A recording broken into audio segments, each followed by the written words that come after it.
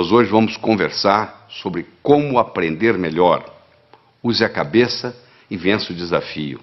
Ou, em outras palavras, como se tornar um profissional na arte de aprender.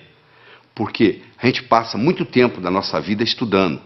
Só que, infelizmente, nós não somos ensinados a como estudar, a como tomar nota em sala de aula, a como memorizar, a como se preparar para a prova, como fazer prova. E cada vez o mundo está ficando mais complexo. O volume de informação hoje dobra no mundo a cada 12 meses. Você imagina, a cada 12 meses nós nos tornamos obsoletos, porque dobra a quantidade de coisa que a gente tem que aprender. Nós somos constantes aprendizes. Essa é a grande verdade. Nós somos hoje eternos aprendizes. Antigamente a gente se formava, colocava o diploma na parede e vivia às custas dele. Hoje não dá. Hoje a gente tem que estar constantemente aprendendo coisas novas. E não é preciso estar doente para melhorar, não é verdade? Não é preciso ser um estudante medíocre para melhorar. Eu sei que você já é bom, mas você pode ficar melhor ainda. Ficar melhor para quê? Porque à medida que você vai enfrentando os problemas da vida, se você tem problemas e você tem uma capacidade cognitiva de resolver os problemas, na realidade você não tem problemas. Você está apenas vivendo, porque a vida é ter problemas. É só o pessoal que mora no cemitério que não tem problemas. Porque viver é resolver problemas. À medida que eu vou aumentando a minha habilidade de resolver problemas, à medida que eu vou melhorando a minha capacidade cognitiva, aquilo que era problema deixa de ser problema, porque eu já tenho a solução. O Frederick Heisroth, do MIT, escreveu na revista Spectrum que, se você analisar os atributos das decisões profissionais até o ano 2030, o que vai ser importante para um profissional saber, ele determinou que mais de 85% vai depender da intuição e da percepção. Agora eu pergunto para você, qual foi a última aula que você teve de intuição? Ou qual foi o último ensinamento que você teve de percepção? As duas características mais importantes, determinadas por Frederick Heisroth, do MIT, sobre o que vai depender o nosso sucesso profissional, isso não é nem ensinado nas escolas. Quer dizer, se não é nem ensinado nas escolas, onde que as pessoas vão aprender? Se você perguntar para qualquer jovem, você gosta de estudar? Não sei. Você gosta de aprender? Ah, de aprender eu gosto. Todo mundo gosta de aprender, não é verdade? O cérebro foi feito para aprender. Então, nós estamos sempre num processo de aprendizado. Agora, tem uma coisa interessante. Tudo aquilo que eu aprendo com os dois lados do cérebro fica comigo para o resto da vida. Se eu aprendo a andar de bicicleta, mesmo que eu passe 20 anos sem andar, se eu subir numa bicicleta, eu ando. Se eu aprender a nadar quando criança e passar, sei lá, 30 anos sem entrar na água, se eu entrar na água, eu nado. Por quê? Porque eu aprendi com os dois lados do cérebro. Infelizmente, aquilo que a gente aprende na escola, se você fizesse hoje uma prova, a última prova que você fez como estudante na sua vida, se você repetisse essa prova hoje, você não ia tirar nem metade da nota que você tirou naquela época, não é verdade? A maioria que você aprendeu, você esqueceu. Você esqueceu por quê? Porque você aprendeu só um lado do cérebro. Em pedagogia, existe uma parte da pedagogia chamada heurística. Heurística é o método educacional que consiste em fazer descobrir pelo aluno o que se lhe quer ensinar. Ou seja, o próprio aluno vai descobrindo o processo e quando você descobre aquilo, meu amigo, acabou, ninguém tira aquilo de você mais. Eu digo para o aluno o seguinte, se você entender claramente o que o professor está ensinando na aula, você não precisa estudar em casa. Você já tem o material pronto. Como que eu vou, o que eu tenho que fazer? Eu vou anotar palavras? Eu vou anotar números? Não. Você não vai anotar nem palavras, nem números. Você vai anotar ideias. Então você tem que colocar um disco quebrado na sua cabeça quando você está assistindo a aula, e esse disco quebrado só diz uma coisa: o que ele ou ela quer que eu aprenda desse assunto. O que ele ou ela, professor, professora, quer que eu aprenda desse assunto. Esse disco quebrado vai ficar rodando durante todo o período da aula que você está assistindo. E você vai anotar não mais palavras ou números. Você vai passar a adotar ideias. Esse aqui é o grande segredo. Quando nós somos crianças, nós não temos nenhum medo de errar. Eu estou cansado de ver casais que vão com os filhos passar 1, 2, 3 anos fora, vão para os Estados Unidos, por exemplo. As crianças voltam falando inglês e o pai e a mãe não voltam falando inglês tão bem quanto as crianças. Porque o pai e a mãe ficam naquele negócio. Bom, quando eu estiver falando bem, aí eu vou falar. Só que para falar bem tem que praticar. Como a criança não tem essa dificuldade, ela não tem esse problema, o que acontece? Ela fala. Porque o erro é parte integrante do processo de aprendizado. O erro, quando bem interpretado, é altamente pedagógico. Quando tudo dá certo, você não aprende nada. Agora, quando dá errado, você pode aprender com erro. Então, a primeira sugestão que eu tenho para você, erre, porque é errando que se aprende. Se você fica com muito medo de errar, o que acontece? Você não aprende nada. Existem pessoas que se fecham totalmente. Elas acham que já passou o tempo de escola, que agora não precisa aprender mais nada, que o que ela aprendeu é o suficiente para o resto da vida, o que não é verdade. Como o conhecimento dobra a cada 12 meses, aquilo que você aprendeu provavelmente vai servir muito pouco, porque muita coisa vai modificar. O mundo hoje não é mais de quem sabe. O mundo hoje é de quem aprende. Porque quem sabe pode saber coisas que são obsoletas, que não servem mais. Muitas vezes o que atrapalha a gente não é o que a gente não sabe, é o que a gente sabe e que não funciona mais. E a gente aprende com o quê? A gente aprende com o cérebro. Então, se você me permite, eu vou ter uma conversa com você agora sobre a estrutura cerebral, sobre a anatomia e sobre a fisiologia cerebral. Nós temos, na realidade, dentro do nosso cérebro, dentro do nosso crânio, melhor dizendo, 3 cérebros. Nós temos o cérebro reptiliano porque nós herdamos dos répteis. Temos o cérebro neomamífero, que herdamos dos mamíferos. E temos a neocórtex, que é a parte característica dos primatas superiores, dos animais superiores, como faz parte o homem. O cérebro reptiliano é o cérebro que dá inteligência física. É o seu coração bater, é o seu pulmão respirar. Isso faz parte do cérebro reptiliano.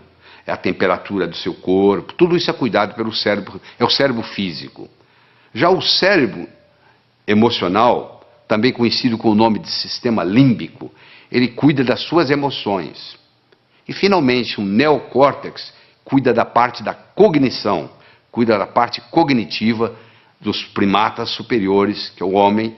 Então nós temos um domínio sobre os outros 2, teoricamente. Porque muitas vezes o cérebro emocional toma conta. É aquele indivíduo tranquilo, que não reage a nada, e de repente, num trânsito, num dia de movimento, num engarrafamento, ele sai do carro dele e mata alguém. Aí ele teve o que se chama um sequestro amigdaliano. Ou seja, a amígdala dele, a amígdala cerebral, não é a amígdala da garganta, não. A amígdala cerebral, que é parte desse sistema emocional, tomou conta. É importante você entender isso, porque a parte emocional do cérebro, ela interfere na parte cognitiva. Ou seja, para nós pensarmos bem, nós precisamos da parte cognitiva em si e da parte emocional. Nós precisamos dos 2 componentes para fazer o pensamento. Antes a gente pensava que uma coisa era separada da outra. Hoje nós sabemos que não. O cérebro reptiliano nós herdamos dos répteis. O réptil não tem emoção. Se você tiver um jacaré ou uma serpente como animal de estimação, se você ficar 15 dias fora de casa, ela não vai ficar com saudades. Você não vai chegar e ela vai banar o rabinho como o seu cachorro faz. O seu cachorro não. Se você tem um cachorro, ele já tem uma estrutura límbica. Esse vai sentir saudades. Esse vai ficar alegre na hora que você chega. E o neocórtex, teoricamente, é para controlar tudo isso aí. Teoricamente, para controlar. Às vezes não controla. Esse neocórtex ele se divide em 2 hemisférios. O hemisfério esquerdo, que é lógico, que é matemático, que é verbal, que é digital, e o hemisfério direito, que é analógico, que é visual, que é intuitivo.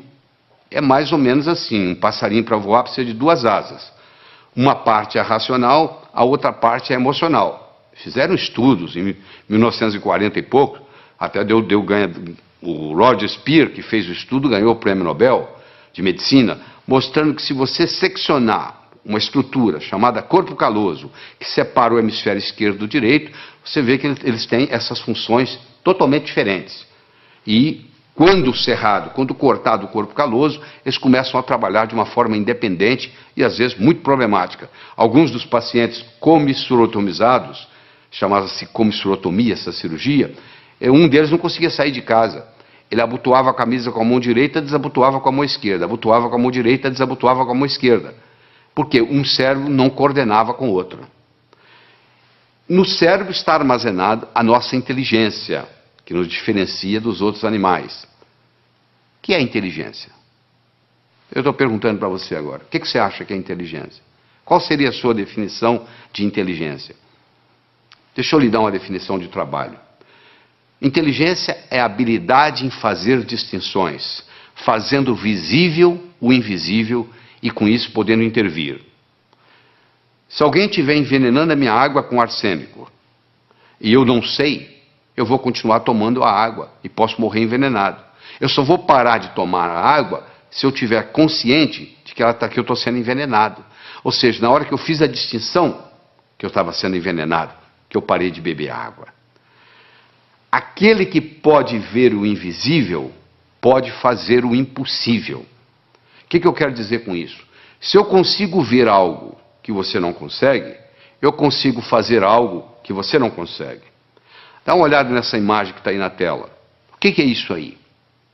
Se você nunca leu um livro meu, se você não leu o meu livro Sucesso Não Ocorre Por Acaso, provavelmente você está vendo aí borrões de tinta.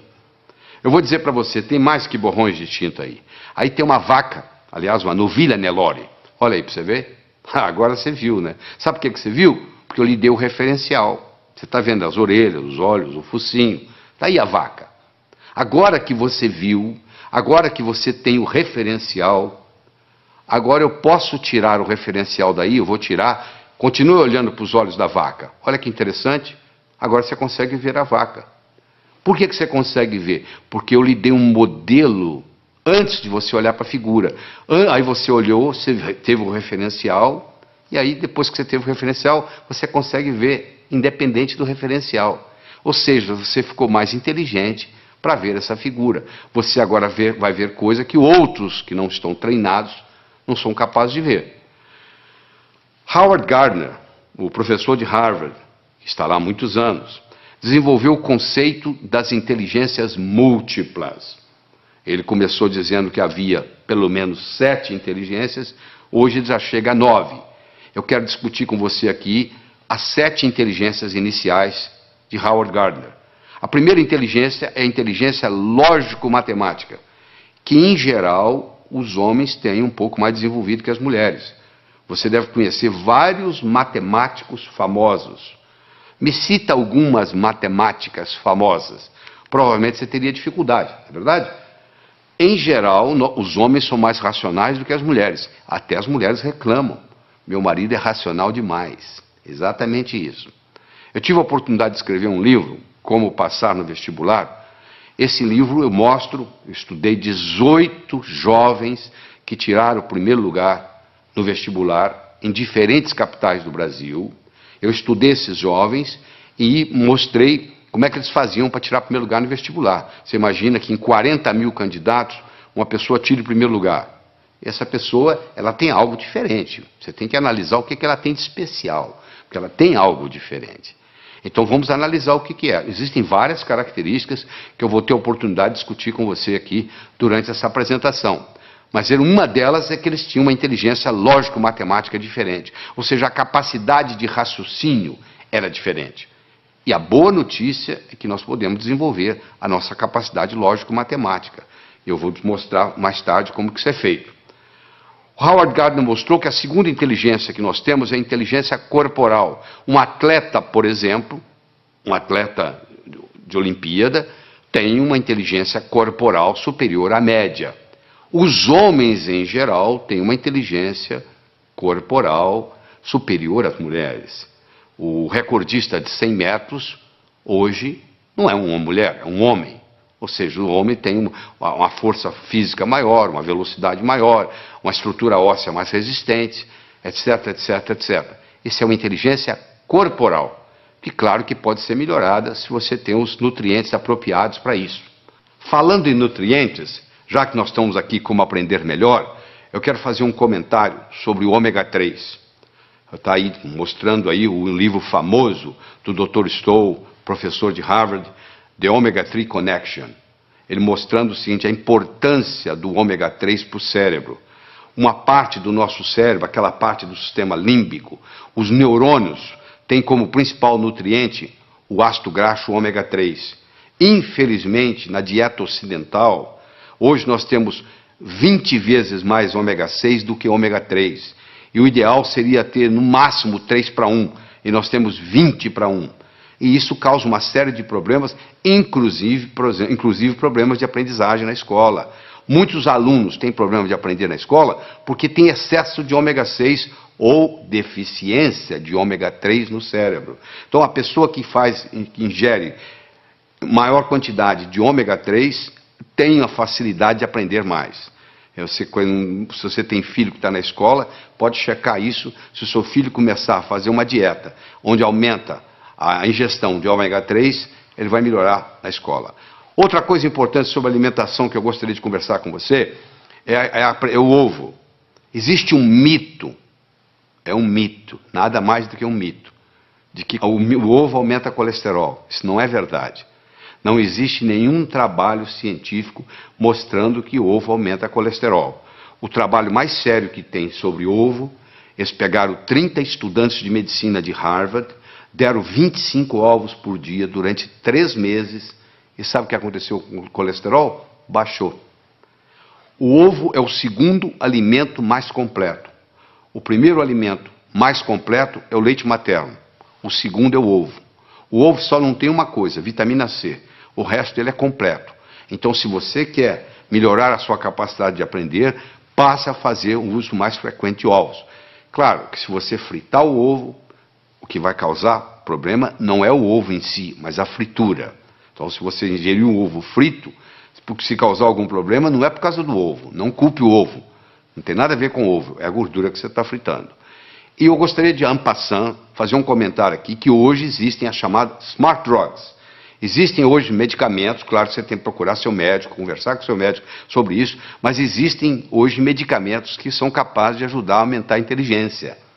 Hoje, com a neurociência, mostrou-se vários nutrientes cerebrais que podem aumentar a inteligência, a capacidade de raciocínio, a concentração. Tudo isso pode ser feito, claro que tem que ser feito sob orientação médica. Eu não vou citar aqui nenhum medicamento, você procura o seu médico, conversa e diz, fiquei sabendo que existe uma coisa chamada smart drugs.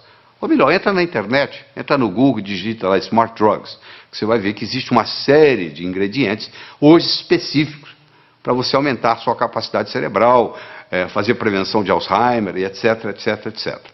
Bom, vamos voltar aqui à nossa inteligência. Nós já falamos de inteligência lógico-matemática, já falamos de inteligência corporal.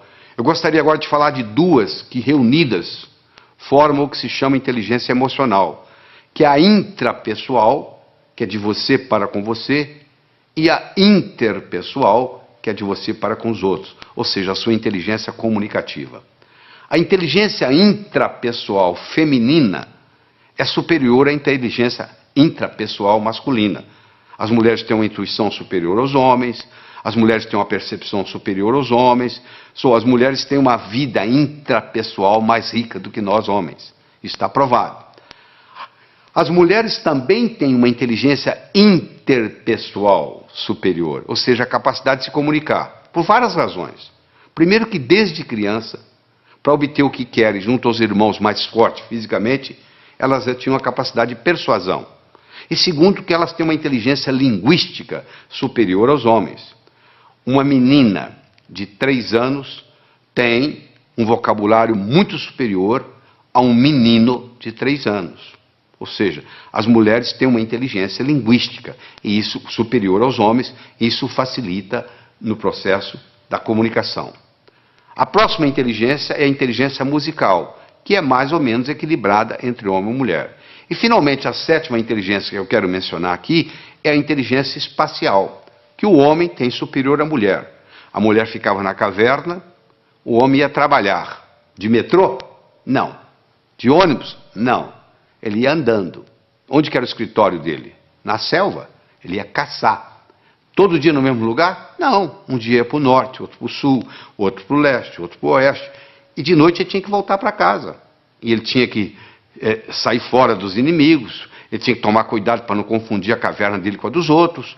Então ele desenvolveu esse senso espacial. Tanto é que quando o seu marido vai passear com você de carro e ele se perde, e você diz para ele assim, ô bem, para ali no posto e pergunta. Ele fala, não, eu sei onde eu estou.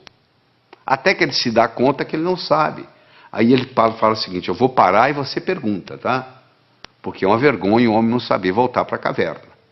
Então nós conversamos até agora sobre as 7 primeiras inteligências de Howard Gardner. A lógico-matemática, a corporal, a intrapessoal, a interpessoal, a linguística, a musical e a espacial. Agora eu quero conversar com você sobre como você aumenta essas inteligências. No processo de aprender, tem 3 modos básicos. Ou a gente aprende olhando, ou a gente aprende escutando, ou a gente aprende fazendo. Nem todo mundo aprende do mesmo modo. Tem pessoas que são visuais. Bate o olho, está resolvido. Tem pessoas que são auditivas, só precisa escutar. E tem pessoas que precisam fazer. Então você pergunta assim, tomar nota em sala de aula é bom ou ruim? Eu falo, depende do seu tipo de aprender. Se você é o tipo sinestésico de aprender, tomar nota em sala de aula vai te fazer uma diferença enorme, porque você tem que estar anotando. Agora, se você é do tipo visual ou do tipo auditivo, já não faz muita diferença.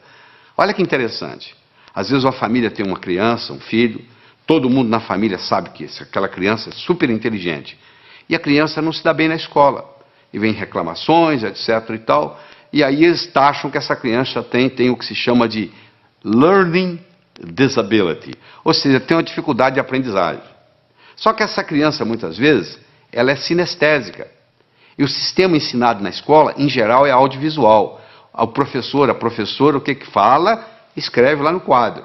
E essa criança é inquieta, porque ela tem que fazer, ela é sinestésica. E ela não aprende. Não é porque ela não tem a capacidade de aprender, é porque o sistema de ensino não está apropriado a ela. Não é uma learning disability, é sim uma teaching disability. Esses que não estão sabendo ensinar. Existem testes, você pode fazer teste, eu tenho livros sobre a comunicação global, no último capítulo tem um teste, você pode olhar, você faz um teste em 10, 15 minutos, você tem uma ideia, se você é mais visual, se você é mais auditivo, se você é mais sinestésico. E isso faz uma diferença enorme, às vezes você está aprendendo do modo errado, às vezes você não é um estudante brilhante, porque você está tentando aprender num canal diferente daquele que é característica sua. Eu quero falar sobre uma outra coisa muito importante aqui, é sobre o movimento dos olhos. Você já percebeu que à medida que você vai conversando, os seus olhos estão movimentando em todas as direções? Pois é, basicamente, nós podemos colocar os nossos olhos em 9 posições diferentes. Você pode olhar para cima, para a esquerda, para o centro, para a direita. Você pode olhar na horizontal, para a esquerda, para o centro, para a direita. Você pode olhar para baixo, para a esquerda, para o centro, para a direita. Bom, vamos tirar as posições centrais, porque não tem nada a ver com a nossa aula aqui hoje, com a nossa conversa aqui hoje. Sobram 6 posições. 2 para cima, 2 na horizontal, 2 para baixo. Não é verdade? Todas as vezes que você movimenta os seus olhos para cima, você ativa a parte visual do cérebro. Toda vez que você move os seus olhos na horizontal, você ativa a parte auditiva do cérebro. E toda vez que você olha para baixo, para a sua direita aí, para a sua direita, você ativa a parte sinestésica do cérebro. Então, se eu, por exemplo, quero recordar algo, qual foi a cor da camisa que eu usei domingo passado? Pode ver que na mesma hora meu olhar vai subir. Vai subir para quê? Para procurar a cor da camisa. Ora, se eu olho para cima, para a minha esquerda, olha a sua esquerda aí, olha aí no slide. Se eu olho para cima, para a esquerda, eu estou recordando coisas. Se eu olho para cima, para a minha direita, eu estou construindo coisas. Então, se eu estou estudando e eu quero memorizar alguma coisa, uma fórmula de física, por exemplo, eu vou olhar para cima, primeiro para a minha direita, para poder construir aquela forma de física dentro da minha cabeça. E depois eu vou olhar para cima, para a esquerda, para eu poder recordar, repetir aquela forma de física, até que ela fique parte da minha estrutura psicológica.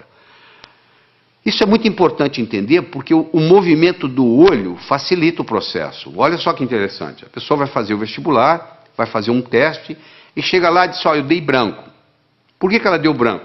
Porque ela colocou a cabeça para baixo, olhando para a prova, olhando para o teste.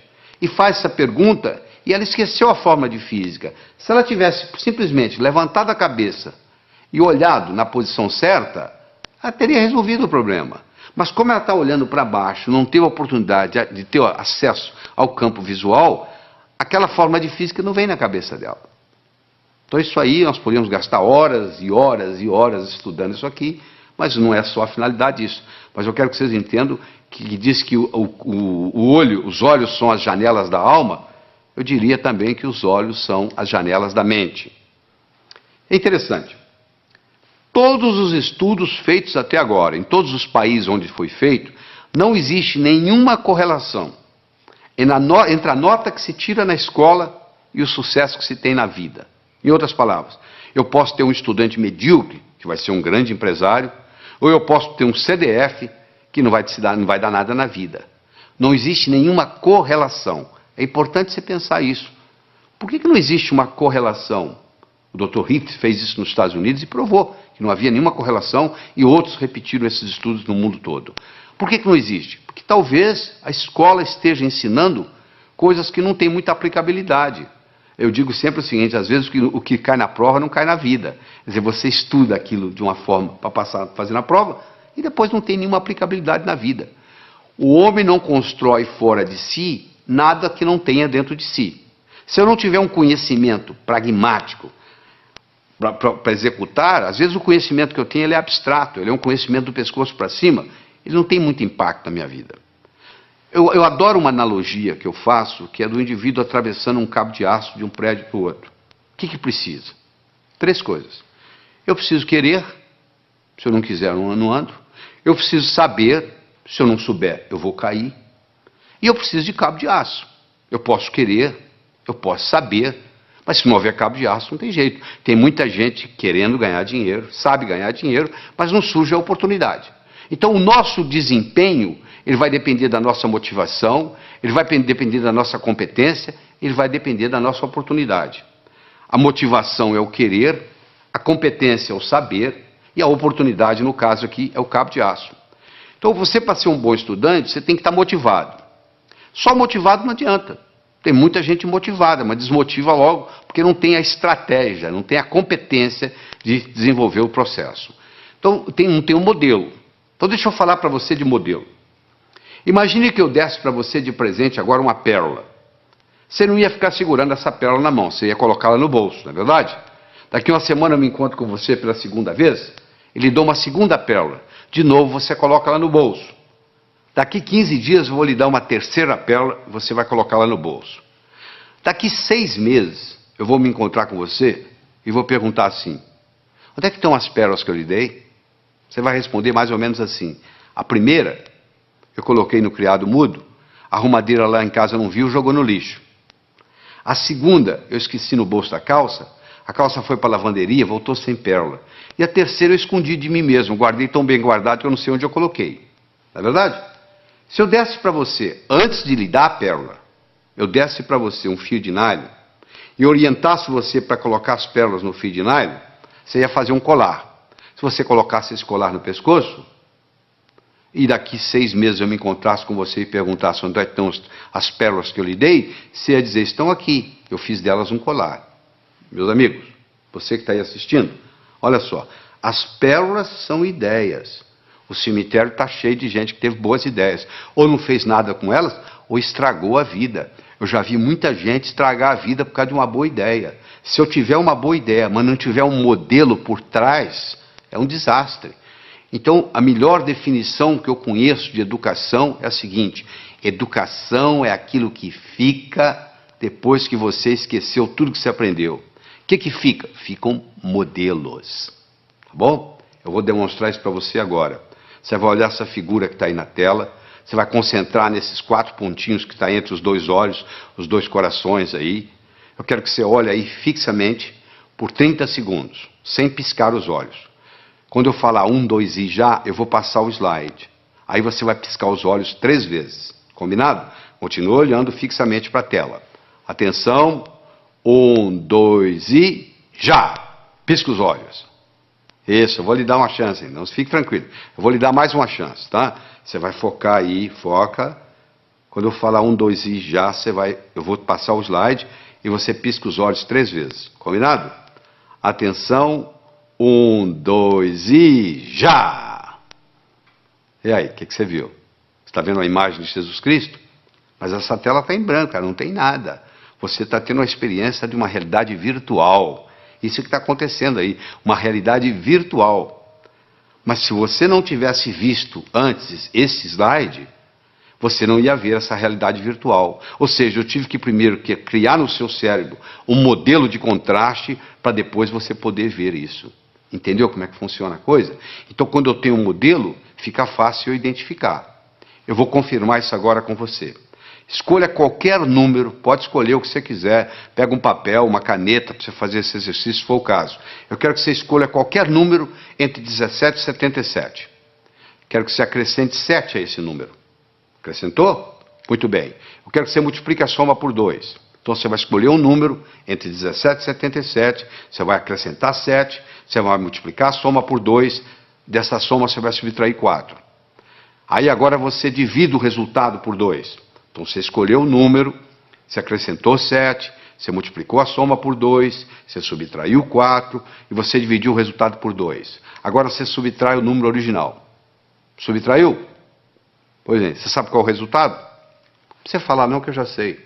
5. Sabe por que eu sei? Porque eu criei um algoritmo cujo resultado dá 5. Você quer ver? Olha só, eu criei um algoritmo assim, você escolhe um número X, você acrescenta 7 a esse número, tá certo? Aí você pega esse resultado, x mais 7, multiplica por 2, dá 2x mais 14. Você pega esse 2x mais 14, você tira 4, dá 2x mais 10. Você pega esse 2x mais 10, divide por 2, dá x mais 5. Você tira o número original, que é x, o que sobra? 5. Não é mágica, não, isso é tecnologia. O resultado vai dar 5, não tem nenhuma dúvida. Então eu criei um algoritmo cujo resultado é 5. Do mesmo modo que eu posso criar um algoritmo para ter sucesso profissional, e o resultado vai ser sucesso. Então, quando eu tenho um algoritmo, quando eu tenho um programa testado, e eu coloco aquilo na minha estrutura psicológica, o resultado é muito simples. Quer ver? Eu vou fazer mais um teste com você. Eu quero que você conte quantos triângulos você consegue ver nessa figura. Eu sei que tem triângulos aí, os mais variados. Ó. Tem o triângulo AG, AGB, tem o BHC, e assim vai. Se nós pudéssemos ficar aqui uma meia hora conversando, você ia começar a descobrir triângulos para cá. Você diz, peraí, tem um triângulo aqui que é o ADB que eu não contei. Ih, peraí, tem o AEB. Olha, vai aparecendo, vai aparecendo, vai aparecendo. E eu quero saber se hoje o salário seu desse mês depende de você descobrir quantos triângulos tem aí.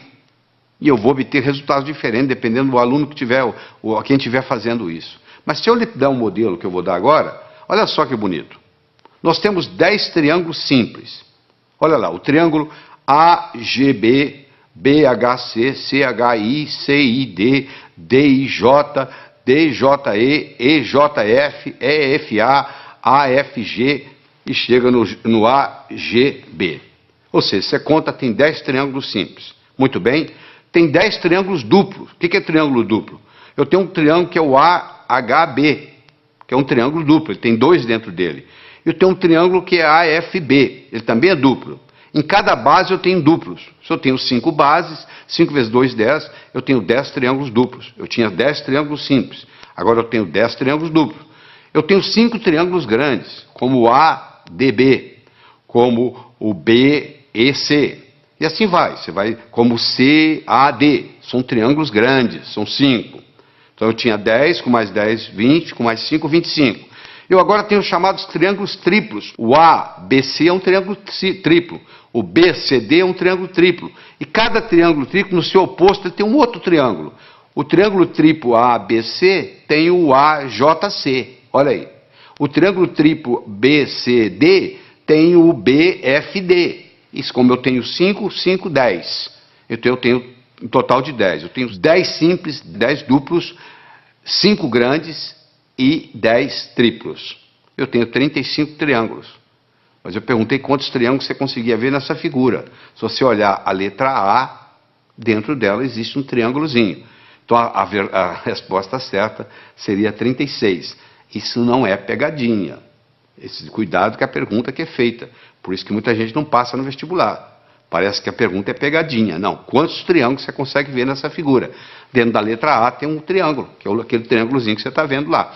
Então o total seria aí 36. Agora que você aprendeu a contar os triângulos simples, os duplos, os triplos, os grandes e o que está nas letras, pronto, agora você criou um modelo de como contar triângulos. A sua inteligência para contar triângulos aumentou. Você deve estar perguntando, mas o que isso tem a ver? O que eu vou fazer na vida se eu aumentei minha inteligência para contar triângulos? Não, eu estou dando um exemplo. Do mesmo modo que você aumentou a sua capacidade de contar triângulos, se eu lhe der modelos outros, que nós vamos estar dando aqui durante essa apresentação, isso vai melhorar tremendamente o seu estudo. Eu mencionei que eu escrevi um livro chamado Como Passar no Vestibular. Esse livro foi fruto de um trabalho onde eu trouxe a São Paulo 18 jovens que tiraram o primeiro lugar no vestibular em diferentes capitais do Brasil. Eu trouxe 19 professores de cursinho, com pelo menos 15 anos ensinando gente a passar no vestibular, e vários vestibulandos, primeiro aluno de turma de grandes cursinhos em São Paulo. Durante 12 horas, nós respondemos apenas uma pergunta. O que faz um jovem passar em primeiro lugar no vestibular? E depois de toda essa análise, nós descobrimos 3 coisas básicas que existem em todos os que passam em primeiro lugar. Primeiro é a autoconfiança. Só a autoconfiança não faz você passar no vestibular. Sem autoconfiança, você não passa no vestibular. Então nós vamos ensinar a desenvolver a autoconfiança. Isso é importante. Aquele branco que dá na prova, muitas vezes, é falta de autoconfiança. Então, a autoconfiança é fundamental. Todos esses jovens que passaram em primeiro lugar no vestibular tinham confiança de que iam passar no vestibular. Essa é a primeira coisa. Segundo, todos eles tinham motivação para estudar. O vestibular não era um obstáculo, era uma etapa. Porque a visão deles estava lá na frente. O que eles iam fazer depois de formado? Eles já estavam pensando lá na frente. E aquele vestibular era nada mais, nada menos do que uma etapa, e não um obstáculo.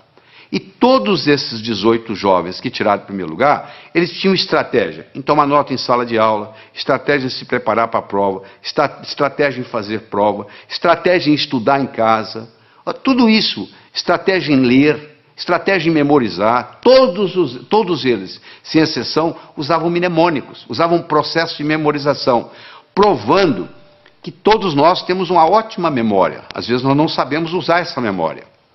A Helen Keller, que como você sabe era surda, era cega, e etc, etc, etc, e acabou sendo uma grande escritora, eu recomendo você ler a biografia de Helen Keller, que é fabulosa, ela tinha uma frase famosa que ela dizia assim: jamais alguém concordará em rastejar se sentir um impulso para voar.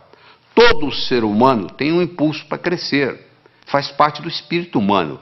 A pessoa nunca chega e fala, eu quero piorar. Todo mundo está querendo melhorar, não é verdade? Você, eu, todos nós estamos querendo melhorar. Agora, que infelizmente, uma pequena minoria consegue isso, que a maioria navega na vida, a deriva. Por quê? Porque lá na escola, o professor não soube ensinar a pessoa como estudar. Porque já que você vai estudar tantos anos, já que você vai depender de tudo isso, da leitura, tanto tempo, nós brasileiros lemos numa velocidade muito lenta. Nós temos um problema muito grande com leitura. E eu vou ter oportunidade de discutir isso aqui com você. Mas deixa eu começar a desenvolver com você a inteligência lógico-matemática. Então eu tenho um probleminha aí, olha que bonito. 9 executivos se encontram para a discussão de um projeto. Antes da reunião se iniciar, eles se cumprimentam, cada um apertando a mão de todos os outros. Eu quero saber quantos apertos de mão ocorreram. Esse é um problema simples que já caiu no vestibular. É uma coisa simples. Você tem 9 executivos, cada um vai apertar a mão do outro, e eu quero saber quantos apertos de mão. Por onde você começa? Bom, então vamos ver? Coloque-se lá dentro. Você é um deles. Ora, se são 9, você é um dos 9. Você não vai apertar a mão de você mesmo. Você vai apertar a mão de 8. Não é verdade? Ora, se você vai apertar a mão de 8, cada um vai apertar a mão de 8. Ora, se são 9, cada um apertando a mão de 8, 9 vezes 8, 72. Só que quando eu aperto a sua mão, você aperta a minha. Então eu tenho que dividir isso por 2. São 36 apertos de mão. Ah, que beleza, quer dizer que é assim? E se fosse 8? Vamos pegar 8 executivos. Bom, se são 8 executivos, cada um não vai apertar a própria mão, ou seja, vai apertar a mão de 7. Cada um dos 8 vai apertar 7 mãos. Se 8 vezes 7, 56. Dividir por 2 dá 28. Ah, e se fossem 6 executivos? 6 vezes 5, 30. Não é verdade? Dividir por 2, 15. 15 apertos. Olha que bacana, aí eu chego a um algoritmo, que eu tenho que multiplicar o número de executivos vezes o número de executivos menos 1, dividido por 2. Se eu tivesse 10 executivos, você me responde agora, quantos apertos de mão? 10 vezes 9, 90, dividido por 2, 45. 45. Quanto tempo você gastou para fazer isso? 1 segundo. Por que você gastou 1 segundo? Porque eu criei no seu cérebro um algoritmo. De repente, nesse assunto, você ficou mais inteligente. Se eu começo a criar algoritmos básicos para você, esses algoritmos básicos vão criando, vão aumentando a nossa inteligência lógico-matemática. Eu disse no começo e vou repetir, que inteligência é coisa que se aprende, é coisa que se adquire. Só 15% da nossa inteligência é herdada. 85% é adquirida. Em qualquer fase, em qualquer idade, em qualquer profissão, nós podemos melhorar a nossa inteligência. Essa é que é a boa notícia que eu tenho aqui para todos nós. Fundamental. Você acabou de aprender e agora. Quer dizer, quando você encarar um problema desse, 9 executivos, 10, 11, 12, 8, 7, agora que você tem um algoritmo, ficou relativamente simples. Deixa eu conversar um pouquinho sobre a autoconfiança. Se eu colocar uma tábua de 40 centímetros de largura, 10 metros de comprimento aqui no chão, você consegue andar nela. Essa mesma tábua colocada entre 2 postes, já não é a mesma coisa. Você vai lá e treme na base e não anda. Fazer a prova sozinho em casa é uma coisa. Fazê-la no dia do teste, no dia do concurso, no dia do vestibular, é outra coisa muito diferente. É mais ou menos assim, em casa eu estou andando com a tábua no solo. E lá no dia eu estou andando com a tábua lá em cima. Então tem muita gente que se assusta, porque quando chega na hora do teste, chega na hora da prova, chega na hora do vestibular, chega na hora do concurso público, treme na base. Porque é como se estivesse andando na tábua lá em cima. Então essa parte é muito importante. No atletismo é a mesma coisa. Às vezes o jogador perde o jogo, às vezes o time perde o jogo, porque o jogador não tem autoconfiança. Ele teve uma briga com a namorada, entra em campo psicologicamente mal, cai o nível de rendimento, faz uma besteira, e ali começa aquela história, e dali para frente você já viu o que acontece. Então é muito importante nós entendermos esse aspecto. Deixa eu dar só um exemplozinho. Vamos imaginar que você gosta de futebol, tá? Que você está domingo à tarde assistindo uma partida de futebol.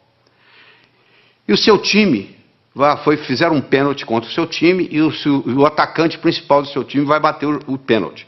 E ele bate o pênalti, só que a bola pega na trave. Se você observar esse atacante, nos próximos 10 minutos, ele joga mal. Por que ele joga mal? Porque ele fica ruminando aquilo, poxa, perdi uma oportunidade de fazer meu time ganhar, poxa, perdi o pênalti. Então, até ele se recuperar daquilo, leva um tempo. Imagina você está fazendo uma prova de 80 perguntas. Você tem 4 horas para terminar a prova. Você encara o primeiro problema. Você fica 7, 8 minutos no problema e não consegue resolver. Sabe como é que a sua autoestima faz? Vai lá no pé. Pronto, a sua autoconfiança acabou. O resto da prova você já não tem o mesmo desempenho mental. Olha que interessante. Para fazer prova existe estratégia. Você quer estratégia? Você lembra quando você era criança, você jogava vareta? Soltava as varetas na mesa. Qual que você pegava primeiro? A mais fácil. E depois? A mais fácil. E depois? A mais fácil. Você não ia buscando a mais fácil? Então, na prova é a mesma coisa. Você tem que pegar a prova e dividir ela em questões A, B e C. A são aquelas perguntas que você sabe responder. B são aquelas que você sabe responder, mas que vai dar um pouco de trabalho. E C são aquelas que você não sabe se vai responder. Você responde às A's, marca as B's e pula as C's. Aí quando você terminar as A's, você já fez bastante ponto, a sua autoestima já está elevada, você vai e resolve as B's. Se sobrar tempo, você vai encarar as C's. E se não der, você então entra com a estratégia de chutar. Você entendeu? Mas é uma estratégia simples, é a estratégia de jogar vareta. Mas uma pessoa que não tem essa estratégia simples na cabeça, ela encara uma prova, um concurso, ela pensa que tem que responder na ordem, 1, 2, 3, 4, 5, 6. Por azar, ela pega uma pergunta que é difícil para ela, que ela não sabe a resposta, e ela perde ali 6, 7, 8 minutos e sai dali desanimada, já a autoestima já lá embaixo. Olha o impacto que tem. Uma explicação simples dessa, olha a contribuição que faz para você, olha a diferença que isso faz. Vamos continuar no nosso processo lógico-matemático? Então eu tenho mais um probleminha para você. Olha aí. Um comerciante comprou uma cadeira por $70. Vendeu-a logo em seguida por 80. Comprou de volta a mesma cadeira por 90 e vendeu-a novamente por 100. Quanto foi o lucro dele nessa transação? Então ele comprou a cadeira por 70, vendeu por 80. Comprou a mesma cadeira por 90, vendeu por 100. Eu agora vou dar um tempinho para você. Você vai ter que me responder aí o que você acha. Quanto que ele ganhou ou perdeu nessa transação. Primeiro você vai decidir se ele ganhou ou se ele perdeu. E quanto foi? Ele comprou por 70, vendeu por 80. Comprou a mesma cadeira por 90, vendeu por 100. Ele ganhou ou perdeu? Bom, eu faço isso nos meus cursos e eu obtenho 3 tipos de resposta. Que ele ganhou 10, que ele não ganhou nada e que ele ganhou 20. Então, se tem 3 respostas para o mesmo problema de matemática, uma está certa e 2 estão erradas. Então, tem alguém errando. Eu não sei qual o seu raciocínio no momento. Seja ele qual for, eu vou consertá-lo, não se preocupe. Mas você tem que fazer isso junto comigo aqui agora. Eu vou voltar no slide para você garantir que você está me acompanhando. Um comerciante comprou uma cadeira por 70, vendeu logo em seguida por 80. Comprou de volta por 90 e vendeu novamente por 100. Qual foi o lucro dele nessa transação? Então você vai ter que decidir se é o 1, se é o 2, se é o 3. Se ele ganhou 10, se ele não ganhou nada ou se ele ganhou 20. Se você acha que ele ganhou 10, você fez um tipo de raciocínio que está exposto aí no slide para você ler em detalhes. Você raciocinou de um modo que o seu resultado foi 10. Né? Você acompanha aí o raciocínio na tela aí, foi o raciocínio que você fez. O comerciante comprou uma cadeira por 70, vendeu por 80, teve um lucro de 10. Ele comprou novamente a cadeira por 90, após ter vendido por 80, perdendo, portanto, os 10 que ele ganhou. E ele então vendeu por 100, após ter comprado por 90. Portanto, o lucro foi de 10. Esse é o raciocínio de quem acha que é 10. Tem gente que pensa diferente, tem gente que pensa que não houve lucro. Ele pensa que se ele vendeu por 80, após ter comprado por 70, ele ganhou 10. Ele então perdeu 20 comprando-a de volta pelos 90, que originalmente ele tinha comprado por 70, ele perdeu 20. Ele então ganha 10 vendendo por 100, e portanto, ele chega à conclusão que ele não ganhou nada. Então esse é o que diz que ele não ganhou nada. E tem aquele seguinte, olha só, se ele comprou a cadeira por 70 na primeira vez e comprou por 90 na segunda, ele desembolsou 160 no total, não foi? Se ele vendeu a primeira vez por 80 e vendeu a segunda por 100, ele, na realidade, recebeu 180. Ora, se ele desembolsou 60 e desembolsou 160 e recebeu 180, quanto que ele ganhou? Ele ganhou 20. É só você imaginar que você tem um bolso para comprar e um bolso para vender. O que sai e o que entra. Olha que interessante. Se eu tivesse dito para você assim, um comerciante comprou uma cadeira por 70, vendeu por 80. No mesmo dia ele comprou um relógio por 90, vendeu por 100. Quanto que ele ganhou? Você não teria nenhum problema em responder. Ele ganhou 10 da cadeira, ganhou 10 do relógio, ganhou 20. Como eu falei que era a mesma cadeira, eu já compliquei a sua vida. Olha o que a linguagem faz na vida da gente. A linguagem pode facilitar o nosso processo ou pode complicar o nosso processo. Você acabou se complicando apenas por um processo linguístico. Isso é um problema de vestibular, caiu em vestibular já justamente confundindo, parecendo uma pegadinha. Na realidade não é pegadinha. Isso aí é para mostrar o raciocínio e mostrar a influência que tem. Então uma pessoa pode muito bem melhorar sua capacidade de raciocínio. Eu tenho aqui 4 pilares do raciocínio. Um eu chamo de passo a passo, o outro eu chamo de visualização, o outro eu chamo de reformulação e o outro eu chamo de exclusão. Esses são os 4 pilares. Quando eu ensino para a pessoa a trabalhar com esses 4 pilares, essa pessoa automaticamente melhora a sua inteligência lógico-matemática. Então vamos fazer o seguinte, vamos começar com passo a passo. Eu tenho as seguintes cores. Eu gosto do laranja mais do que eu gosto do vermelho. Eu gosto do verde menos do que eu gosto do azul. Eu gosto do azul menos do que eu gosto do anil. Eu gosto do vermelho menos do que eu gosto do violeta. Eu gosto do verde mais do que eu gosto do amarelo. Eu gosto do violeta mais do que eu gosto do anil. E eu gosto do laranja menos do que eu gosto do amarelo. Qual a minha cor favorita? Olha que eu tenho aqui só 7 cores. Imagine se eu tivesse 70 e fizesse esse raciocínio. Olha onde que você chegaria. Você pode começar a trabalhar nisso aí, se você vai ficar, tem gente que leva meia hora, 1 hora e não consegue chegar à conclusão, porque não pegou o modelo ainda. Eu vou lhe ensinar o modelo, você vai resolver isso em 10 segundos. Porque é muito simples, olha como é que o modelo é simples. A primeira está escrita assim, eu gosto do laranja mais do que do vermelho. Então laranja passa a ser a minha cor favorita. Eu vou procurar onde é que tem laranja, vai lá no 7 tem laranja. Lá está dizendo que eu gosto mais do amarelo do que do laranja. O amarelo passa a ser a minha cor favorita. Eu vou procurar onde tem amarelo. Eu vou lá no 5, tem amarelo. Eu gosto do verde mais do que do amarelo. O verde passou a ser a minha cor favorita. Vai lá no 2, onde está o verde. Olha lá. Eu gosto do verde menos do que do azul. O azul passou a ser a minha cor favorita. Eu vou onde tem azul. Eu vou lá no 3, tem azul. Eu gosto do azul menos do que eu gosto do anil. Anil passou a ser a minha cor favorita. Eu vou lá no 6, olha lá. Eu gosto de violeta mais do que eu gosto de anil. Violeta passou a ser a minha cor favorita. Eu vou lá no 4, onde tem violeta, e confirmo. O violeta gosto mais do que o vermelho. Com a conclusão que eu cheguei, a minha cor favorita é o violeta. Olha que bacana. Na hora que eu criei esse esquema, pronto, agora ficou fácil. Eu tenho um modelo, sabe por quê? Eu aprendi a pensar passo a passo. Esse é um jeito, é aprender a pensar passo a passo. Você já deve ter aprendido o teorema de Pitágoras, né? O quadrado da hipotenusa é igual à soma dos quadrados dos catetos. Se a minha hipotenusa é 5, que no caso aí é o A, o quadrado de um dos catetos é 4, 4 vezes 4, 16, do outro é 3, 3 vezes 3, 9, 16 e 9, 25, o quadrado de 5 é 25. Não é isso? E daí? O que eu vou fazer com o quadrado da hipotenusa é igual à soma dos quadrados dos catetos? A aplicabilidade que isso vai ter na minha vida? Olha aí na figura. Você está vendo aí, ó? Está aí a hipotenusa, que são 25 quadrados. Um cateto, que é o B, é 4, dá 16 quadrados. O outro é 3, dá 9. 16 e 9, 25. Se eu estou numa arquitetura, numa construção, eu quero construir 2 salões que correspondem a um terceiro. Olha aí, se eu uso isso aí, está resolvido o problema. Olha a aplicabilidade que isso tem. Agora que você visualizou, você entendeu a aplicabilidade, agora você tem motivação para aprender. Então, uma coisa é o passo a passo, outra coisa é a visualização. O terceiro pilar do pensamento é a reformulação. Quanto que é 2/3 de uma metade? Você sabe? 2/3 de uma metade. Metade de 2/3 é 1/3. Então, você reformulou, mudou a ordem e resolveu. Às vezes você não resolve o problema porque você não está sabendo reformulá-lo. Você reformulou, você está numa prova, reformula o problema. Às vezes você não resolve daquele jeito.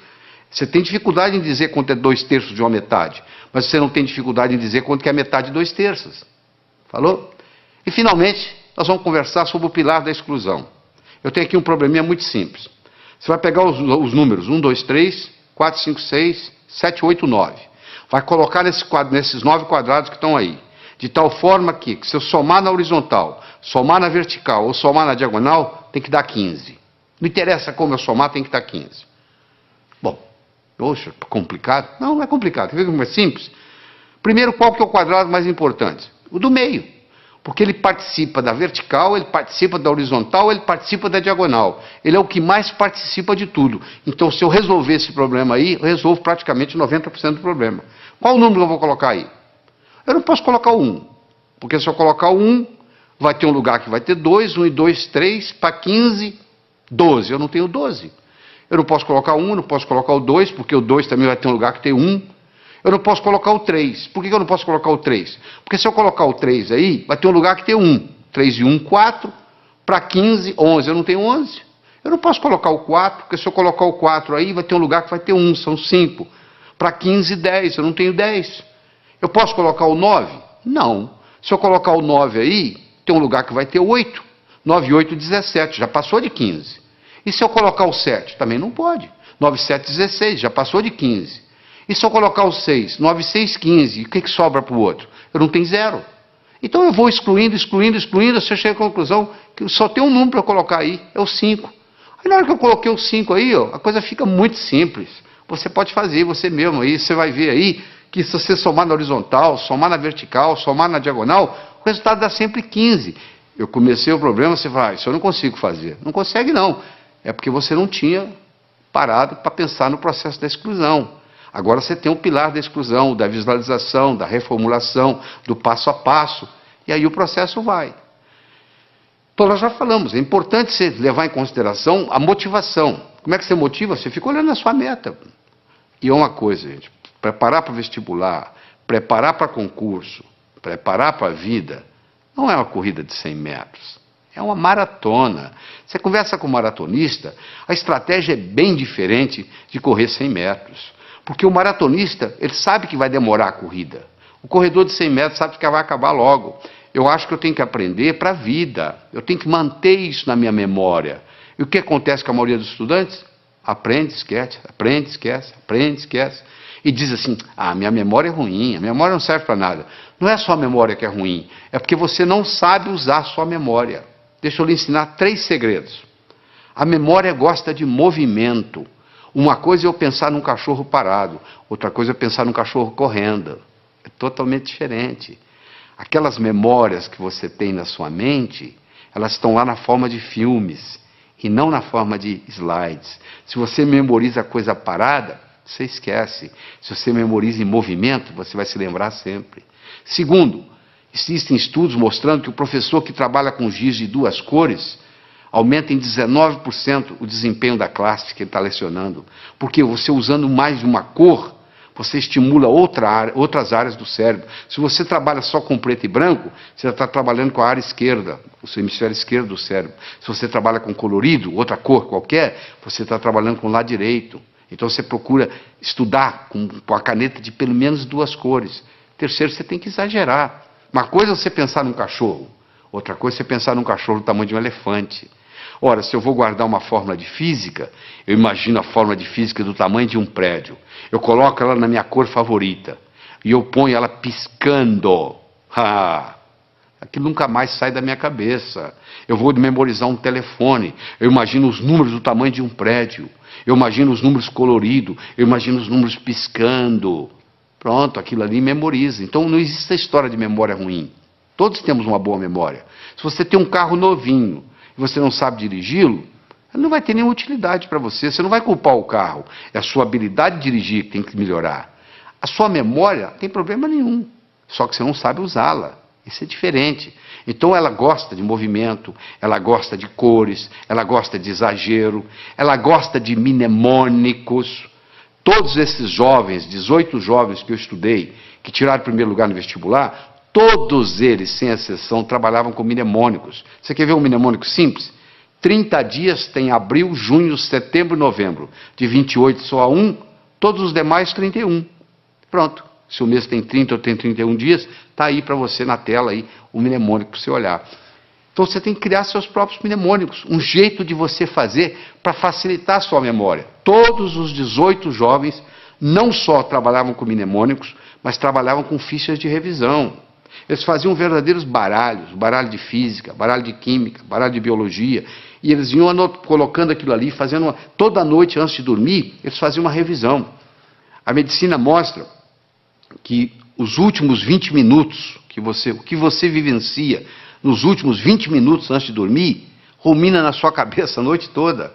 Se você estuda o dia inteiro, vai assistir televisão e vai para a cama, o que vai ruminar não é o que você estudou durante o dia, é a televisão que você assistiu. Então você estuda o dia todo, vai, assista a sua televisão merecidamente, volta à mesa de estudos, estuda mais 10, 15 minutos, aí você vai para a cama, aí você vai passar no concurso, você vai passar no vestibular, porque você está ruminando a noite toda aqueles 15 minutos de revisão, e aí vem a hora da revisão, você tem que ter como se fosse você vai ter que ter um fichário, como se fosse um baralho mesmo, um baralho de física, um baralho de química, um baralho de biologia, e você passa o olho ali, vai passando o olho, repetição é a mãe do aprendizado, não é verdade?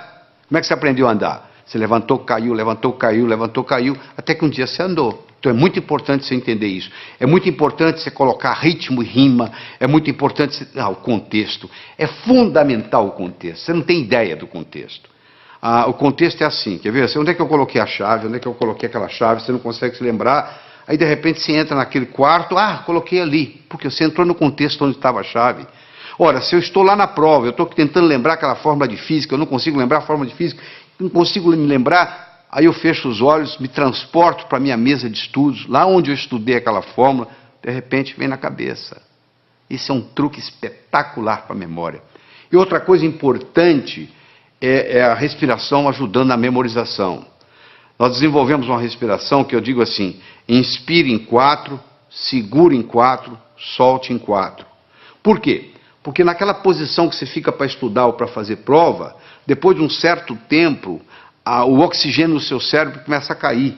E você sabe que o cérebro ele exige oxigênio e glicose para funcionar. São os dois combustíveis que o cérebro usa. Faltou oxigênio, o desempenho não é o mesmo. Faltou glicose, o desempenho não é o mesmo.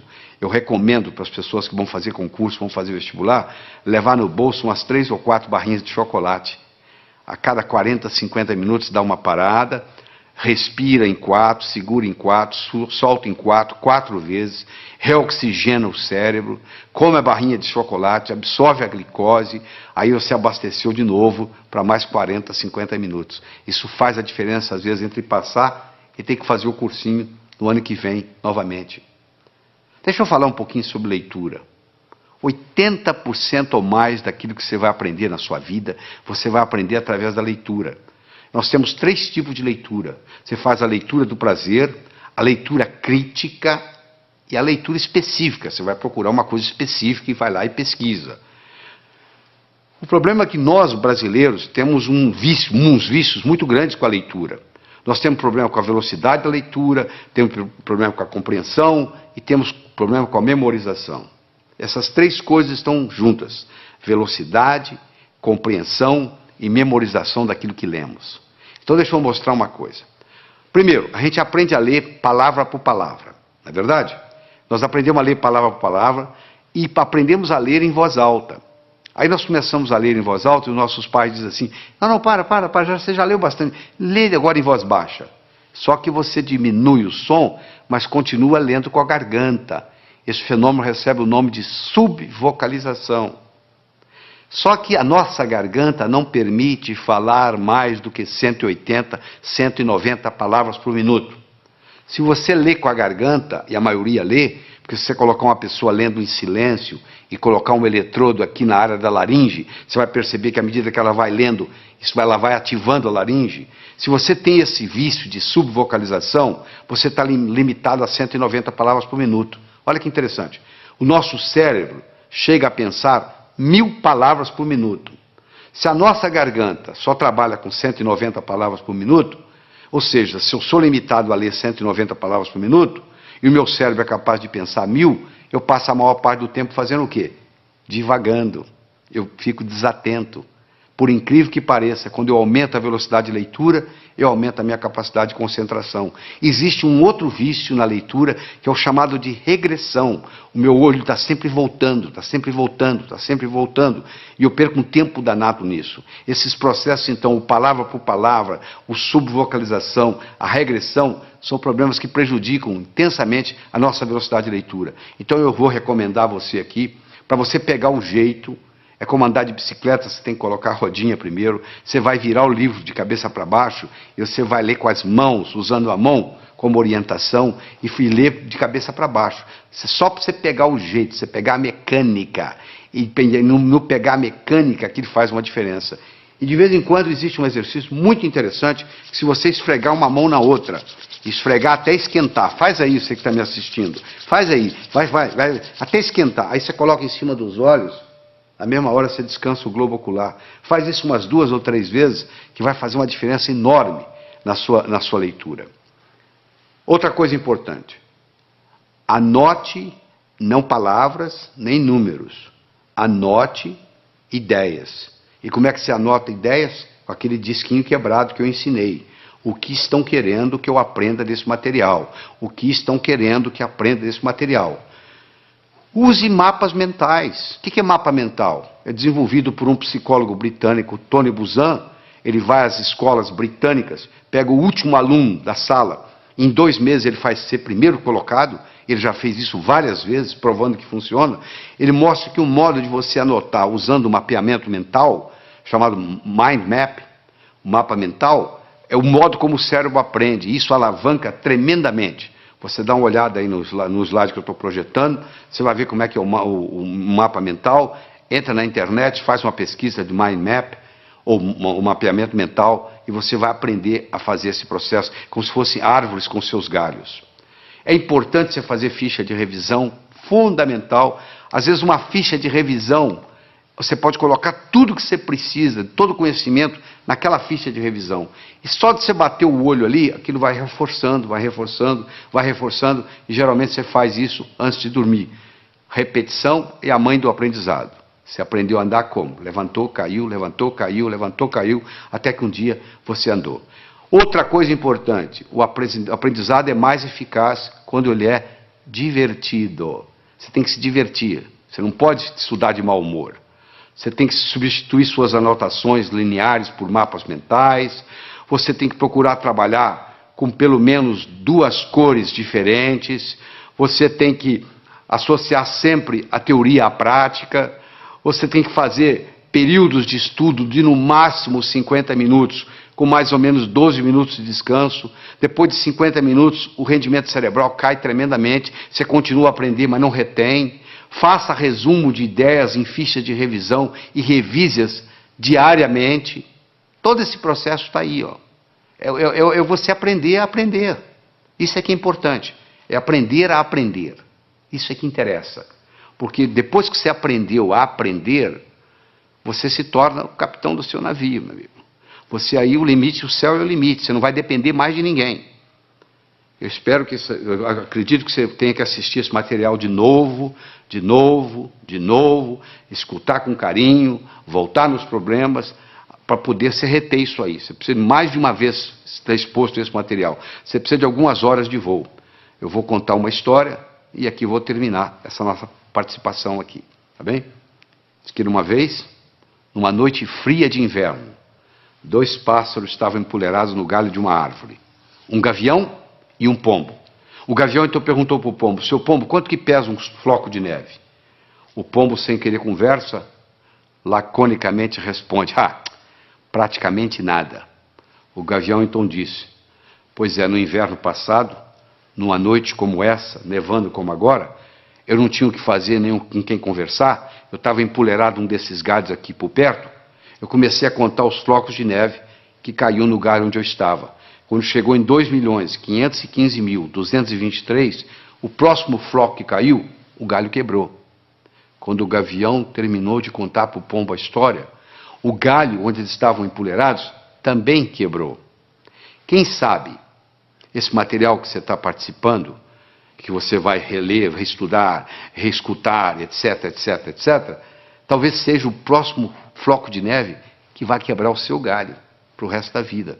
Porque hoje, no mundo do conhecimento, antigamente, na época da terra, valia quem tinha terra. Na era industrial, valia quem tinha dinheiro. Hoje a moeda mudou e muita gente não se deu conta disso. A moeda hoje se chama conhecimento. Você é rico ou você é pobre em conhecimento. Então você aprendendo a aprender, você alavanca a sua vida para poder adquirir mais conhecimento e com isso aumentar a sua riqueza. Evite o mal, faça o bem, viva a sua vida extraordinariamente. Tchau. Isso faz uma diferença enorme. Às vezes você está aprendendo do modo errado. Às vezes você não é um estudante brilhante porque você está tentando aprender num canal diferente daquele que é característica sua. Eu quero falar sobre uma outra coisa muito importante aqui. É sobre o movimento dos olhos. Você já percebeu que à medida que você vai conversando, os seus olhos estão movimentando em todas as direções? Pois é. Basicamente, nós podemos colocar os nossos olhos em 9 posições diferentes. Você pode olhar para cima, para a esquerda, para o centro, para a direita. Você pode olhar na horizontal, para a esquerda, para o centro, para a direita. Você pode olhar para baixo, para a esquerda, para o centro, para a direita. Bom, vamos tirar as posições centrais, porque não tem nada a ver com a nossa aula aqui hoje, com a nossa conversa aqui hoje. Sobram 6 posições. 2 para cima, 2 na horizontal, 2 para baixo. Não é verdade? Todas as vezes que você movimenta os seus olhos para cima, você ativa a parte visual do cérebro. Toda vez que você move os seus olhos na horizontal, você ativa a parte auditiva do cérebro. E toda vez que você olha para baixo, para a sua direita, aí, para a sua direita, você ativa a parte sinestésica do cérebro. Então, se eu, por exemplo, quero recordar algo, qual foi a cor da camisa que eu usei domingo passado? Pode ver que na mesma hora meu olhar vai subir. Vai subir para quê? Para procurar a cor da camisa. Ora, se eu olho para cima, para a minha esquerda, olha a sua esquerda aí, olha aí no slide. Se eu olho para cima, para a esquerda, eu estou recordando coisas. Se eu olho para cima, para a minha direita, eu estou construindo coisas. Então, se eu estou estudando e eu quero memorizar alguma coisa, uma fórmula de física, por exemplo, eu vou olhar para cima, primeiro para a minha direita, para poder construir aquela fórmula de física dentro da minha cabeça. E depois eu vou olhar para cima, para a esquerda, para eu poder recordar, repetir aquela fórmula de física, até que ela fique parte da minha estrutura psicológica. Isso é muito importante entender, porque o movimento do olho facilita o processo. Olha só que interessante. A pessoa vai fazer o vestibular, vai fazer um teste, e chega lá e diz, eu dei branco. Por que ela deu branco? Porque ela colocou a cabeça para baixo, olhando para a prova, olhando para o teste. E faz essa pergunta, e ela esqueceu a fórmula de física. Se ela tivesse simplesmente levantado a cabeça e olhado na posição certa, ela teria resolvido o problema. Mas como ela está olhando para baixo, não teve a oportunidade de ter acesso ao campo visual, aquela forma de física não vem na cabeça dela. Então isso aí nós podemos gastar horas e horas e horas estudando isso aqui, mas não é só a finalidade disso. Mas eu quero que vocês entendam que diz que os olhos são as janelas da alma, eu diria também que os olhos são as janelas da mente. É interessante. Todos os estudos feitos até agora, em todos os países onde foi feito, não existe nenhuma correlação entre a nota que se tira na escola e o sucesso que se tem na vida. Em outras palavras, eu posso ter um estudante medíocre, que vai ser um grande empresário, ou eu posso ter um CDF, que não vai dar nada na vida. Não existe nenhuma correlação. É importante você pensar isso. Por que não existe uma correlação? O Dr. Hicks fez isso nos Estados Unidos e provou que não havia nenhuma correlação, e outros repetiram esses estudos no mundo todo. Por que não existe? Porque talvez a escola esteja ensinando coisas que não têm muita aplicabilidade. Eu digo sempre o seguinte, às vezes o que cai na prova não cai na vida. Quer dizer, você estuda aquilo de uma forma para fazer na prova, e depois não tem nenhuma aplicabilidade na vida. O homem não constrói fora de si nada que não tenha dentro de si. Se eu não tiver um conhecimento pragmático para executar, às vezes o conhecimento que eu tenho ele é abstrato, ele é um conhecimento do pescoço para cima, ele não tem muito impacto na minha vida. Eu adoro uma analogia que eu faço, que é do indivíduo atravessando um cabo de aço de um prédio para o outro. O que precisa? 3 coisas. Eu preciso querer, se eu não quiser eu não ando. Eu preciso saber, se eu não souber eu vou cair. E eu preciso de cabo de aço. Eu posso querer, eu posso saber, mas se não houver cabo de aço não tem jeito. Tem muita gente querendo ganhar dinheiro, sabe ganhar dinheiro, mas não surge a oportunidade. Então o nosso desempenho, ele vai depender da nossa motivação, ele vai depender da nossa competência, ele vai depender da nossa oportunidade. A motivação é o querer, a competência é o saber, e a oportunidade, no caso aqui, é o cabo de aço. Então você, para ser um bom estudante, você tem que estar motivado. Só motivado não adianta. Tem muita gente motivada, mas desmotiva logo, porque não tem a estratégia, não tem a competência de desenvolver o processo. Então não tem um modelo. Então deixa eu falar para você de modelo. Imagine que eu desse para você de presente agora uma pérola. Você não ia ficar segurando essa pérola na mão, você ia colocá-la no bolso, não é verdade? Daqui uma semana eu me encontro com você pela segunda vez, e lhe dou uma segunda pérola. De novo você coloca ela no bolso. Daqui 15 dias eu vou lhe dar uma terceira pérola, e você vai colocá-la no bolso. Daqui 6 meses eu vou me encontrar com você e vou perguntar assim, onde é que estão as pérolas que eu lhe dei? Você vai responder mais ou menos assim, a primeira eu coloquei no criado mudo, a arrumadeira lá em casa não viu, jogou no lixo. A segunda eu esqueci no bolso da calça, a calça foi para a lavanderia, voltou sem pérola. E a terceira eu escondi de mim mesmo, guardei tão bem guardado que eu não sei onde eu coloquei. Não é verdade? Se eu desse para você, antes de lhe dar a pérola, eu desse para você um fio de nylon e orientasse você para colocar as pérolas no fio de nylon, você ia fazer um colar. Se você colocasse esse colar no pescoço, e daqui 6 meses eu me encontrasse com você e perguntasse onde estão as pérolas que eu lhe dei, você ia dizer, estão aqui, eu fiz delas um colar.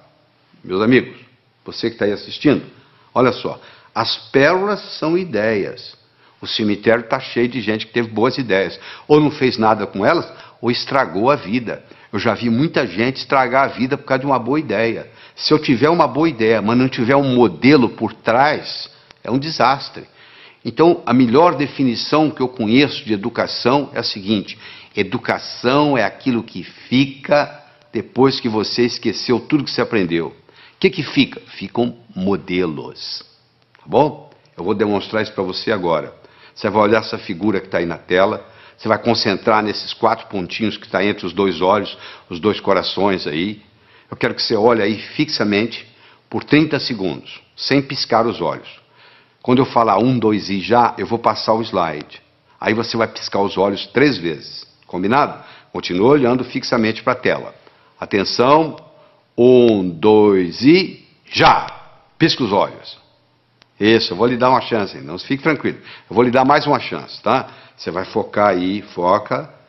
Quando eu falar 1, 2 e já, eu vou passar o slide e você pisca os olhos 3 vezes. Combinado? Atenção. 1, 2 e já! E aí, o que você viu? Você está vendo a imagem de Jesus Cristo? Mas essa tela está em branco, não tem nada. Você está tendo uma experiência de uma realidade virtual. Isso que está acontecendo aí, uma realidade virtual.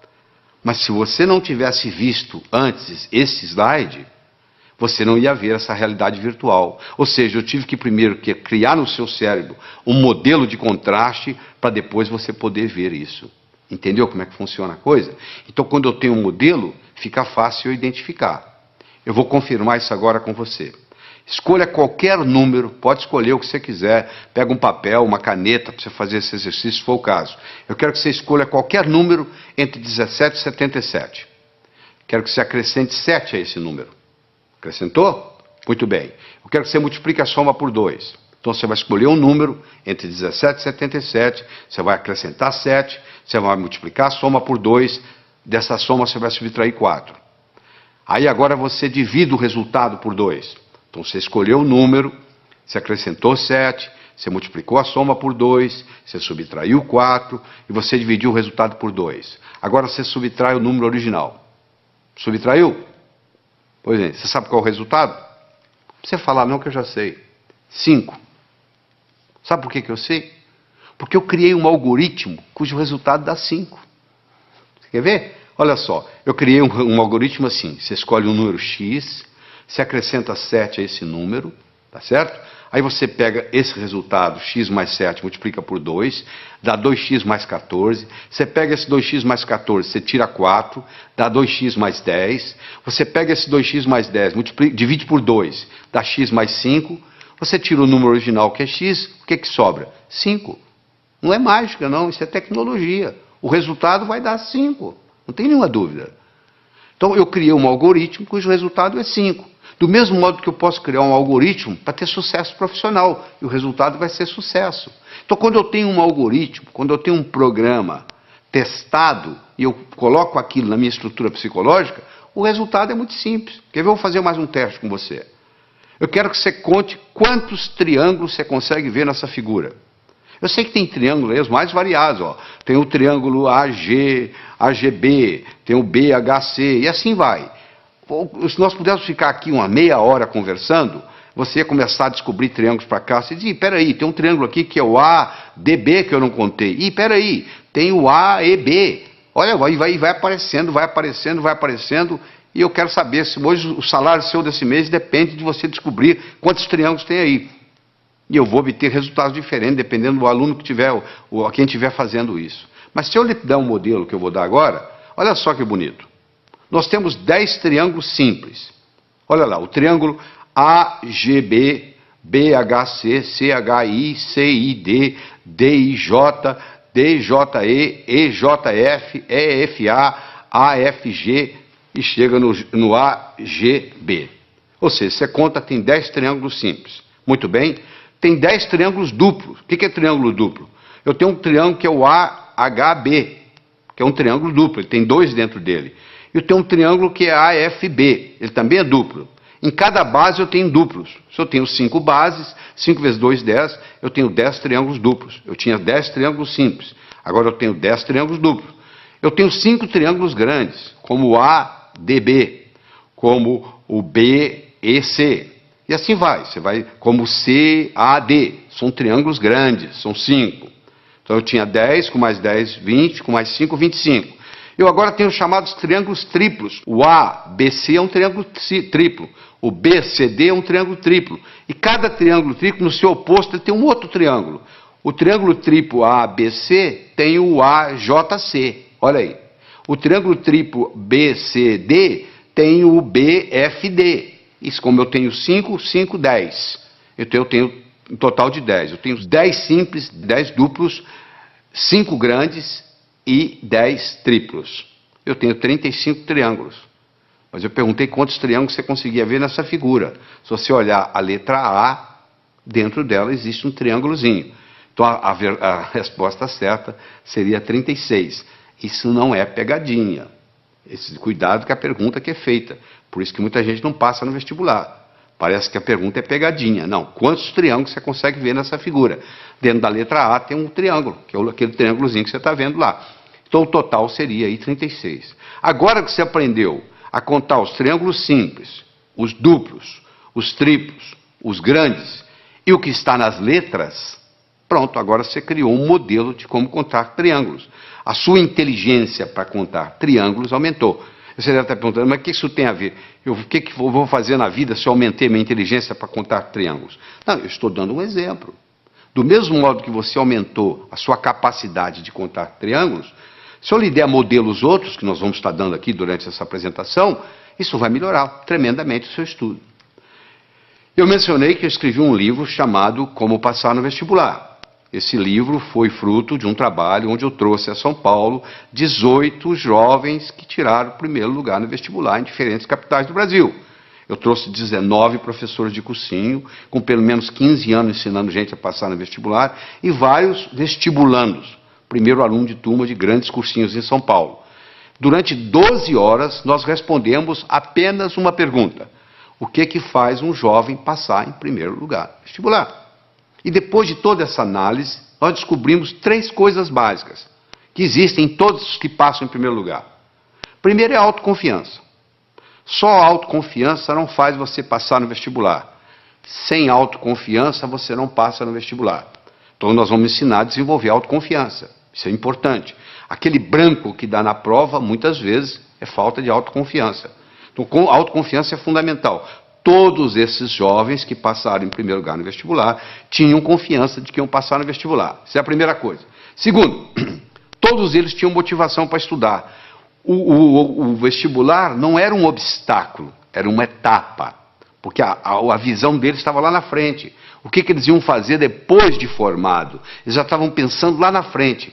E aquele vestibular era nada mais, nada menos do que uma etapa, e não um obstáculo.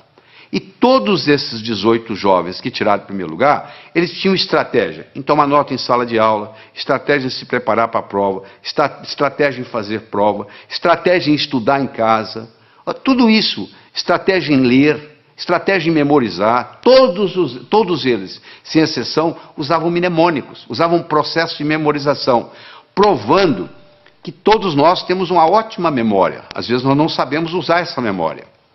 A Helen Keller, que como você sabe era surda, era cega, e etc, etc, etc, e acabou sendo uma grande escritora, eu recomendo você ler a biografia de Helen Keller, que é fabulosa, ela tinha uma frase famosa que ela dizia assim: jamais alguém concordará em rastejar se sentir um impulso para voar. Todo ser humano tem um impulso para crescer, faz parte do espírito humano.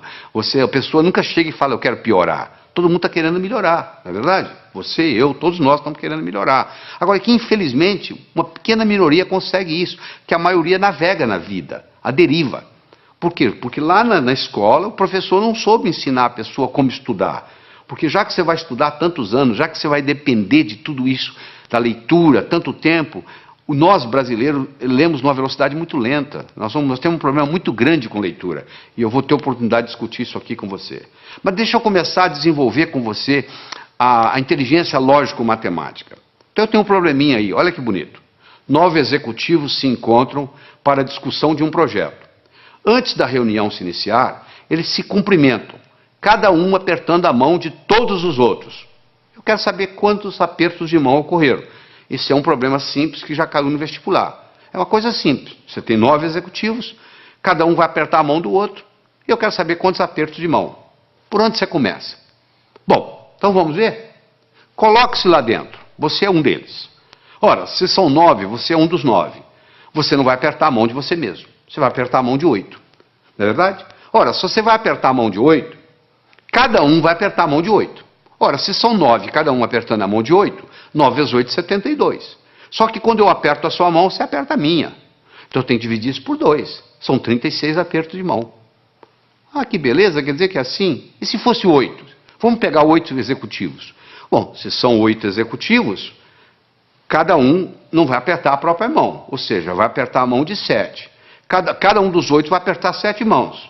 8 vezes 7, 56. Dividir por 2 dá 28. Ah, e se fossem 6 executivos? 6 vezes 5, 30. Não é verdade? Dividir por 2, 15. 15 apertos. Olha que bacana. Aí eu chego a um algoritmo, que eu tenho que multiplicar o número de executivos vezes o número de executivos menos 1, dividido por 2. Se eu tivesse 10 executivos, você me responde agora. Quantos apertos de mão? 10 vezes 9, 90. Dividido por 2, 45. 45. Quanto tempo você gastou para fazer isso? 1 segundo. Por que você gastou 1 segundo? Porque eu criei no seu cérebro um algoritmo. De repente, nesse assunto, você ficou mais inteligente. Se eu começo a criar algoritmos básicos para você, esses algoritmos básicos vão aumentando a nossa inteligência lógico-matemática. Eu disse no começo e vou repetir, que inteligência é coisa que se aprende, é coisa que se adquire. Só 15% da nossa inteligência é herdada. 85% é adquirida. Em qualquer fase, em qualquer idade, em qualquer profissão, nós podemos melhorar a nossa inteligência. Essa é que é a boa notícia que eu tenho aqui para todos nós. Fundamental. Você acabou de aprender agora. Quer dizer, quando você encarar um problema desse, 9 executivos, 10, 11, 12, 8, 7, agora que você tem o algoritmo, ficou relativamente simples. Deixa eu conversar um pouquinho sobre a autoconfiança. Se eu colocar uma tábua de 40 centímetros de largura, 10 metros de comprimento aqui no chão, você consegue andar nela. Essa mesma tábua colocada entre 2 postes, já não é a mesma coisa. Você vai lá e treme na base e não anda. Fazer a prova sozinho em casa é uma coisa. Fazê-la no dia do teste, no dia do concurso, no dia do vestibular, é outra coisa muito diferente. É mais ou menos assim, em casa eu estou andando com a tábua no solo. E lá no dia eu estou andando com a tábua lá em cima. Então tem muita gente que se assusta, porque quando chega na hora do teste, chega na hora da prova, chega na hora do vestibular, chega na hora do concurso público, treme na base. Porque é como se estivesse andando na tábua lá em cima. Então essa parte é muito importante. No atletismo é a mesma coisa. Às vezes o jogador perde o jogo, às vezes o time perde o jogo, porque o jogador não tem autoconfiança. Ele teve uma briga com a namorada, entra em campo psicologicamente mal, cai o nível de rendimento, faz uma besteira, e ali começa aquela história, e dali para frente você já viu o que acontece. Então é muito importante nós entendermos esse aspecto. Deixa eu dar só um exemplozinho. Vamos imaginar que você gosta de futebol, tá? Que você está domingo à tarde assistindo uma partida de futebol. E o seu time fizeram um pênalti contra o seu time, e o atacante principal do seu time vai bater o pênalti. E ele bate o pênalti, só que a bola pega na trave. Se você observar esse atacante, nos próximos 10 minutos, ele joga mal. Por que ele joga mal? Porque ele fica ruminando aquilo. Poxa, eu perdi uma oportunidade de fazer meu time ganhar. Poxa, perdi o pênalti. Então, até ele se recuperar daquilo, leva um tempo. Imagina você está fazendo uma prova de 80 perguntas. Você tem 4 horas para terminar a prova. Você encara o primeiro problema. Você fica 7, 8 minutos no problema e não consegue resolver. Sabe como é que a sua autoestima faz? Vai lá no pé. Pronto, a sua autoconfiança acabou. O resto da prova você já não tem o mesmo desempenho mental. Olha que interessante. Para fazer prova existe estratégia. Você quer estratégia? Você lembra quando você era criança, você jogava vareta? Soltava as varetas na mesa. Qual que você pegava primeiro? A mais fácil. E depois? A mais fácil. E depois? A mais fácil. Você não ia buscando a mais fácil? Então, na prova é a mesma coisa. Você tem que pegar a prova e dividir ela em questões A, B e C. A são aquelas perguntas que você sabe responder. B são aquelas que você sabe responder, mas que vai dar um pouco de trabalho. E C são aquelas que você não sabe se vai responder. Você responde às A's, marca as B's e pula as C's. Se você, aí quando você terminar as A's, você já fez bastante ponto, a sua autoestima já está elevada, você vai e resolve as B's. Se sobrar tempo, você vai encarar as C's. E se não der, você então entra com a estratégia de chutar. Você entendeu? Mas quando, é uma estratégia simples, é a estratégia de jogar vareta. Mas uma pessoa que não tem essa estratégia simples na cabeça, ela encara uma prova, um concurso, ela pensa que tem que responder na ordem, 1, 2, 3, 4, 5, 6. Por azar, ela pega uma pergunta que é difícil para ela, que ela não sabe a resposta, e ela perde ali 6, 7, 8 minutos e sai dali desanimada, já a autoestima já lá embaixo. Olha o impacto que tem. Uma explicação simples dessa, olha a contribuição que faz para você, olha a diferença que isso faz. Vamos continuar no nosso processo lógico-matemático? Então eu tenho mais um probleminha para você. Olha aí. Um comerciante comprou uma cadeira por $70.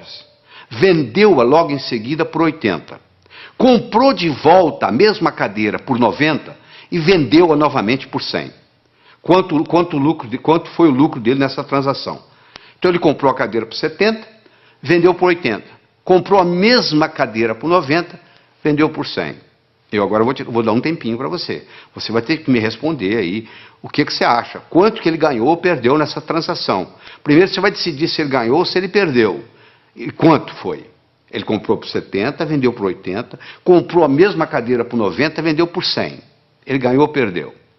Bom, eu faço isso nos meus cursos e eu obtenho 3 tipos de resposta. Que ele ganhou 10, que ele não ganhou nada e que ele ganhou 20. Então, se tem 3 respostas para o mesmo problema de matemática, uma está certa e 2 estão erradas. Então tem alguém errando. Eu não sei qual o seu raciocínio no momento. Seja ele qual for, eu vou consertá-lo, não se preocupe. Mas você tem que fazer isso junto comigo aqui agora. Eu vou voltar no slide para você garantir que você está me acompanhando. Um comerciante comprou uma cadeira por 70, vendeu logo em seguida por 80. Comprou de volta por 90 e vendeu novamente por 100. Qual foi o lucro dele nessa transação? Então você vai ter que decidir se é o 1, se é o 2, se é o 3. Se ele ganhou 10, se ele não ganhou nada ou se ele ganhou 20. Se você acha que ele ganhou 10, você fez um tipo de raciocínio que está exposto aí no slide para você ler em detalhes. Você raciocinou de um modo que o seu resultado foi 10. Né? Você acompanha aí o raciocínio na tela aí, foi o raciocínio que você fez. O comerciante comprou uma cadeira por 70, vendeu por 80, teve um lucro de 10. Ele comprou novamente a cadeira por 90, após ter vendido por 80, perdendo, portanto, os 10 que ele ganhou. E ele então vendeu por 100, após ter comprado por 90. Portanto, o lucro foi de 10. Esse é o raciocínio de quem acha que é 10. Tem gente que pensa diferente, tem gente que pensa que não houve lucro. Ele pensa que se ele vendeu por 80, após ter comprado por 70, ele ganhou 10. Ele então perdeu 20 comprando-a de volta pelos 90, que originalmente ele tinha comprado por 70, ele perdeu 20. Ele então ganha 10 vendendo por 100, e portanto ele chega à conclusão que ele não ganhou nada. Então esse é o que diz que ele não ganhou nada. E tem aquele seguinte, olha só, se ele comprou a cadeira por 70 na primeira vez e comprou por 90 na segunda, ele desembolsou 160 no total, não foi? Se ele vendeu a primeira vez por 80 e vendeu a segunda por 100, ele, na realidade, recebeu 180. Ora, se ele desembolsou 60 e desembolsou 160 e recebeu 180, quanto que ele ganhou? Ele ganhou 20. É só você imaginar que você tem um bolso para comprar e um bolso para vender. O que sai e o que entra. Olha que interessante. Se eu tivesse dito para você assim, um comerciante comprou uma cadeira por 70, vendeu por 80. No mesmo dia ele comprou um relógio por 90, vendeu por 100. Quanto que ele ganhou? Você não teria nenhum problema em responder. Ele ganhou 10 da cadeira, ganhou 10 do relógio, ganhou 20. Como eu falei que era a mesma cadeira, eu já compliquei a sua vida. Olha o que a linguagem faz na vida da gente. A linguagem pode facilitar o nosso processo ou pode complicar o nosso processo. Você acabou se complicando apenas por um processo linguístico. Isso é um problema de vestibular caiu em vestibular já justamente confundindo, parecendo uma pegadinha. Na realidade, não é pegadinha. Isso aí é para mostrar o raciocínio e mostrar a influência que tem. Então, uma pessoa pode muito bem melhorar sua capacidade de raciocínio. Eu tenho aqui 4 pilares do raciocínio. Um eu chamo de passo a passo, o outro eu chamo de visualização, o outro eu chamo de reformulação e o outro eu chamo de exclusão. Esses são os 4 pilares. Quando eu ensino para a pessoa a trabalhar com esses 4 pilares, essa pessoa automaticamente melhora a sua inteligência lógico-matemática. Então vamos fazer o seguinte, vamos começar com passo a passo. Eu tenho as seguintes cores. Eu gosto do laranja mais do que eu gosto do vermelho. Eu gosto do verde menos do que eu gosto do azul. Eu gosto do azul menos do que eu gosto do anil. Eu gosto do vermelho menos do que eu gosto do violeta. Eu gosto do verde mais do que eu gosto do amarelo. Eu gosto do violeta mais do que eu gosto do anil. E eu gosto do laranja menos do que eu gosto do amarelo. Qual a minha cor favorita? Olha que eu tenho aqui só 7 cores. Imagine se eu tivesse 70 e fizesse esse raciocínio. Olha onde que você chegaria.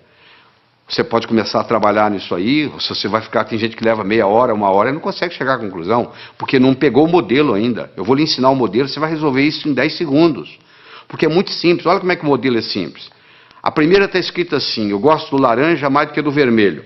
Então laranja passa a ser a minha cor favorita. Eu vou procurar onde é que tem laranja. Vai lá no 7 tem laranja. Lá está dizendo que eu gosto mais do amarelo do que do laranja. O amarelo passa a ser a minha cor favorita. Eu vou procurar onde tem amarelo. Eu vou lá no 5, tem amarelo. Eu gosto do verde mais do que do amarelo. O verde passou a ser a minha cor favorita. Vai lá no 2, onde está o verde. Olha lá. Eu gosto do verde menos do que do azul. O azul passou a ser a minha cor favorita. Eu vou onde tem azul. Eu vou lá no 3, tem azul. Eu gosto do azul menos do que eu gosto do anil. Anil passou a ser a minha cor favorita. Eu vou lá no 6, olha lá. Eu gosto de violeta mais do que eu gosto de anil. Violeta passou a ser a minha cor favorita. Eu vou lá no 4, onde tem violeta, e confirmo. O violeta gosto mais do que o vermelho. Com a conclusão que eu cheguei, a minha cor favorita é o violeta. Olha que bacana. Na hora que eu criei esse esquema, pronto, agora ficou fácil. Eu tenho um modelo. Sabe por quê? Eu aprendi a pensar passo a passo. Esse é um jeito. É aprender a pensar passo a passo. Você já deve ter aprendido o teorema de Pitágoras, né? O quadrado da hipotenusa é igual à soma dos quadrados dos catetos. Se a minha hipotenusa é 5, que no caso aí é o A, o quadrado de um dos catetos é 4, 4 vezes 4, 16, do outro é 3, 3 vezes 3, 9, 16 e 9, 25, o quadrado de 5 é 25. Não é isso? E daí? O que eu vou fazer com o quadrado da hipotenusa é igual à soma dos quadrados dos catetos? A aplicabilidade que isso vai ter na minha vida? Olha aí na figura. Você está vendo aí, ó? Está aí a hipotenusa, que são 25 quadrados. Um cateto, que é o B, é 4, dá 16 quadrados. O outro é 3, dá 9. 16 e 9, 25. Se eu estou numa arquitetura, numa construção, eu quero construir 2 salões que correspondem a um terceiro. Olha aí, se eu uso isso aí, está resolvido o problema. Olha a aplicabilidade que isso tem. Agora que você visualizou, você entendeu a aplicabilidade, agora você tem motivação para aprender. Então, uma coisa é o passo a passo, outra coisa é a visualização. O terceiro pilar do pensamento é a reformulação. Quanto que é 2/3 de uma metade? Você sabe? 2/3 de uma metade. Metade de 2/3 é 1/3. Então, você reformulou, mudou a ordem e resolveu. Às vezes você não resolve o problema porque você não está sabendo reformulá-lo. Você reformulou, você está numa prova, reformula o problema. Às vezes você não resolve daquele jeito. Você tem dificuldade em dizer quanto é 2/3 de uma metade, mas você não tem dificuldade em dizer quanto que é metade de 2/3. Falou? E, finalmente, nós vamos conversar sobre o pilar da exclusão. Eu tenho aqui um probleminha muito simples. Você vai pegar os números 1, 2, 3, 4, 5, 6, 7, 8, 9. Vai colocar nesses 9 quadrados que estão aí. De tal forma que, se eu somar na horizontal, somar na vertical ou somar na diagonal, tem que dar 15. Não interessa como eu somar, tem que dar 15. Bom, poxa, complicado? Não, não é complicado. Quer ver como é simples? Primeiro, qual que é o quadrado mais importante? O do meio. Porque ele participa da vertical, ele participa da horizontal, ele participa da diagonal. Ele é o que mais participa de tudo. Então, se eu resolver esse problema aí, eu resolvo praticamente 90% do problema. Qual o número que eu vou colocar aí? Eu não posso colocar o 1. Porque se eu colocar o 1, vai ter um lugar que vai ter 2, 1 e 2, 3, para 15, 12. Eu não tenho 12. Eu não posso colocar o 1, não posso colocar o 2, porque o 2 também vai ter um lugar que tem 1. Eu não posso colocar o 3. Por que eu não posso colocar o 3? Porque se eu colocar o 3 aí, vai ter um lugar que tem 1. 3 e 1, 4. Para 15, 11. Eu não tenho 11. Eu não posso colocar o 4, porque se eu colocar o 4 aí, vai ter um lugar que vai ter 1. São 5. Para 15, 10. Eu não tenho 10. Eu posso colocar o 9? Não. Se eu colocar o 9 aí, tem um lugar que vai ter 8. 9 e 8, 17. Já passou de 15. E se eu colocar o 7? Também não pode. 9, 7, 16. Já passou de 15. E se eu colocar o 6? 9, 6, 15. E o que sobra para o outro? Eu não tenho 0. Então eu vou excluindo, você chega à conclusão que só tem um número para colocar aí, é o 5. Aí na hora que eu coloquei o 5 aí, ó, a coisa fica muito simples. Você pode fazer você mesmo aí, você vai ver aí que se você somar na horizontal, somar na vertical, somar na diagonal, o resultado dá sempre 15. Eu comecei o problema, você fala, isso eu não consigo fazer. Não consegue não. É porque você não tinha parado para pensar no processo da exclusão. Agora você tem o pilar da exclusão, da visualização, da reformulação, do passo a passo, e aí o processo vai. Então nós já falamos, é importante você levar em consideração a motivação. Como é que você motiva? Você fica olhando a sua meta. E é uma coisa, gente, preparar para o vestibular, preparar para concurso, preparar para a vida, não é uma corrida de 100 metros. É uma maratona. Você conversa com um maratonista, a estratégia é bem diferente de correr 100 metros. Porque o maratonista, ele sabe que vai demorar a corrida. O corredor de 100 metros sabe que vai acabar logo. Eu acho que eu tenho que aprender para a vida. Eu tenho que manter isso na minha memória. E o que acontece com a maioria dos estudantes? Aprende, esquece, aprende, esquece, aprende, esquece. E diz assim, minha memória é ruim, a memória não serve para nada. Não é só a memória que é ruim, é porque você não sabe usar a sua memória. Deixa eu lhe ensinar 3 segredos. A memória gosta de movimento. Uma coisa é eu pensar num cachorro parado, outra coisa é eu pensar num cachorro correndo. É totalmente diferente. Aquelas memórias que você tem na sua mente, elas estão lá na forma de filmes e não na forma de slides. Se você memoriza coisa parada, você esquece. Se você memoriza em movimento, você vai se lembrar sempre. Segundo, existem estudos mostrando que o professor que trabalha com giz de 2 cores aumenta em 19% o desempenho da classe que ele está lecionando. Porque você usando mais de uma cor, você estimula outras áreas do cérebro. Se você trabalha só com preto e branco, você já está trabalhando com a área esquerda, o seu hemisfério esquerdo do cérebro. Se você trabalha com colorido, outra cor qualquer, você está trabalhando com o lado direito. Então você procura estudar com a caneta de pelo menos 2 cores. Terceiro, você tem que exagerar. Uma coisa é você pensar num cachorro, outra coisa é você pensar num cachorro do tamanho de um elefante. Ora, se eu vou guardar uma fórmula de física, eu imagino a fórmula de física do tamanho de um prédio. Eu coloco ela na minha cor favorita e eu ponho ela piscando. Aquilo nunca mais sai da minha cabeça. Eu vou memorizar um telefone, eu imagino os números do tamanho de um prédio. Eu imagino os números coloridos, eu imagino os números piscando. Pronto, aquilo ali memoriza. Então não existe a história de memória ruim. Todos temos uma boa memória. Se você tem um carro novinho e você não sabe dirigi-lo, ele não vai ter nenhuma utilidade para você. Você não vai culpar o carro. É a sua habilidade de dirigir que tem que melhorar. A sua memória não tem problema nenhum. Só que você não sabe usá-la. Isso é diferente. Então ela gosta de movimento, ela gosta de cores, ela gosta de exagero, ela gosta de mnemônicos. Todos esses jovens, 18 jovens que eu estudei, que tiraram o primeiro lugar no vestibular, todos eles, sem exceção, trabalhavam com mnemônicos. Você quer ver um mnemônico simples? 30 dias tem abril, junho, setembro e novembro. De 28 só há 1, todos os demais 31. Pronto. Se o mês tem 30 ou tem 31 dias, está aí para você na tela aí, um mnemônico para você olhar.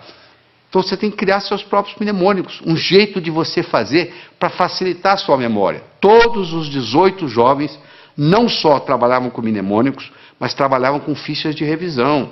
Eles faziam verdadeiros baralhos, baralho de física, baralho de química, baralho de biologia, e eles iam colocando aquilo ali, fazendo toda noite antes de dormir, eles faziam uma revisão.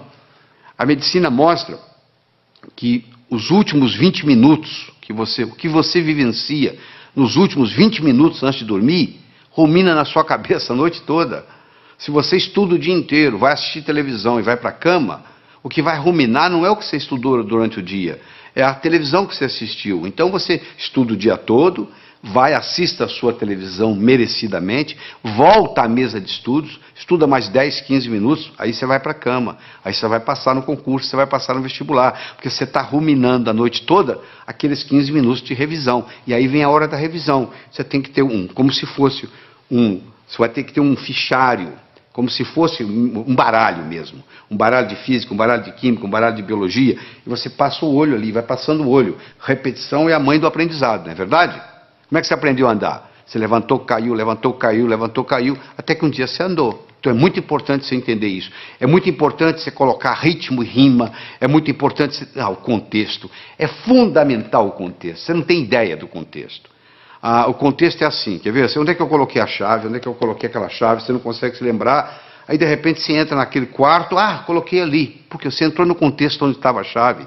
Ora, se eu estou lá na prova, eu estou tentando lembrar aquela fórmula de física, eu não consigo lembrar a fórmula de física, não consigo me lembrar, aí eu fecho os olhos, me transporto para a minha mesa de estudos, lá onde eu estudei aquela fórmula, de repente vem na cabeça. Isso é um truque espetacular para a memória. E outra coisa importante é a respiração ajudando na memorização. Nós desenvolvemos uma respiração que eu digo assim: inspire em 4, segure em 4, solte em 4. Por quê? Porque naquela posição que você fica para estudar ou para fazer prova, depois de um certo tempo, o oxigênio no seu cérebro começa a cair. E você sabe que o cérebro ele exige oxigênio e glicose para funcionar. São os dois combustíveis que o cérebro usa. Faltou oxigênio, o desempenho não é o mesmo. Faltou glicose, o desempenho não é o mesmo. Eu recomendo para as pessoas que vão fazer concurso, vão fazer vestibular, levar no bolso umas 3 ou 4 barrinhas de chocolate.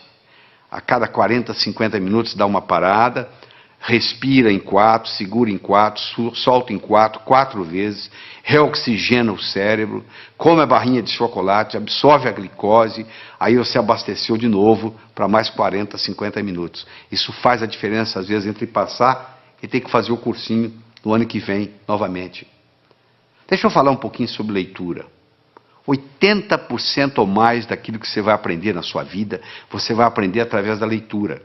Nós temos 3 tipos de leitura. Você faz a leitura do prazer, a leitura crítica e a leitura específica. Você vai procurar uma coisa específica e vai lá e pesquisa. O problema é que nós, brasileiros, temos uns vícios muito grandes com a leitura. Nós temos problema com a velocidade da leitura, temos problema com a compreensão e temos problema com a memorização. Essas 3 coisas estão juntas: velocidade, compreensão e memorização daquilo que lemos. Então deixa eu mostrar uma coisa. Primeiro, a gente aprende a ler palavra por palavra, não é verdade? Nós aprendemos a ler palavra por palavra e aprendemos a ler em voz alta. Aí nós começamos a ler em voz alta e os nossos pais dizem assim: não, para, você já leu bastante, lê agora em voz baixa. Só que você diminui o som, mas continua lendo com a garganta.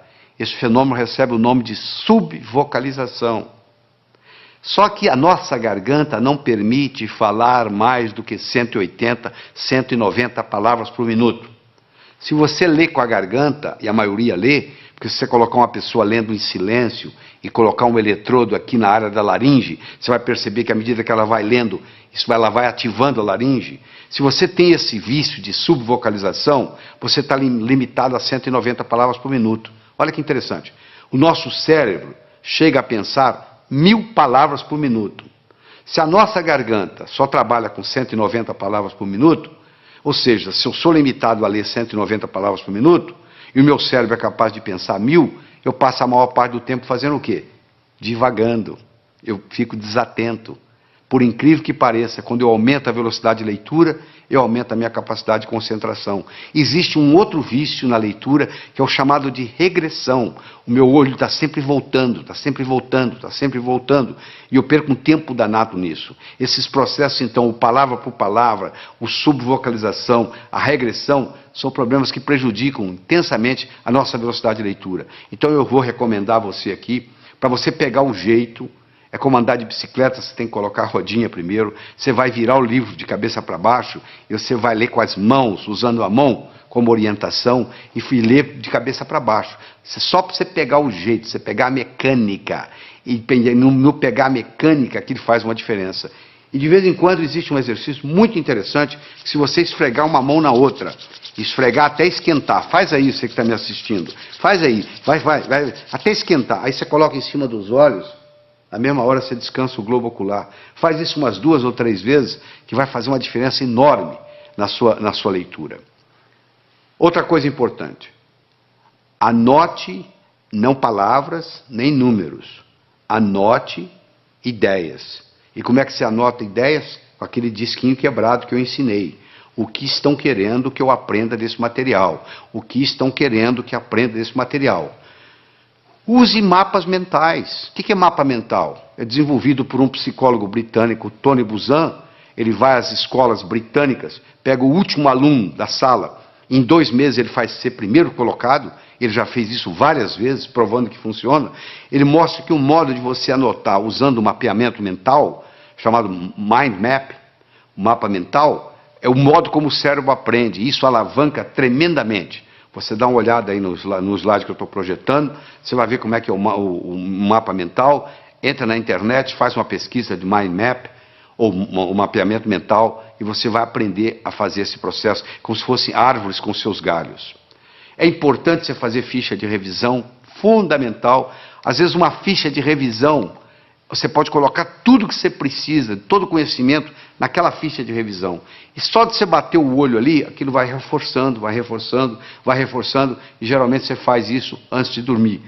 Repetição é a mãe do aprendizado. Você aprendeu a andar como? Levantou, caiu, até que um dia você andou. Outra coisa importante, o aprendizado é mais eficaz quando ele é divertido. Você tem que se divertir. Você não pode estudar de mau humor. Você tem que substituir suas anotações lineares por mapas mentais. Você tem que procurar trabalhar com pelo menos 2 cores diferentes.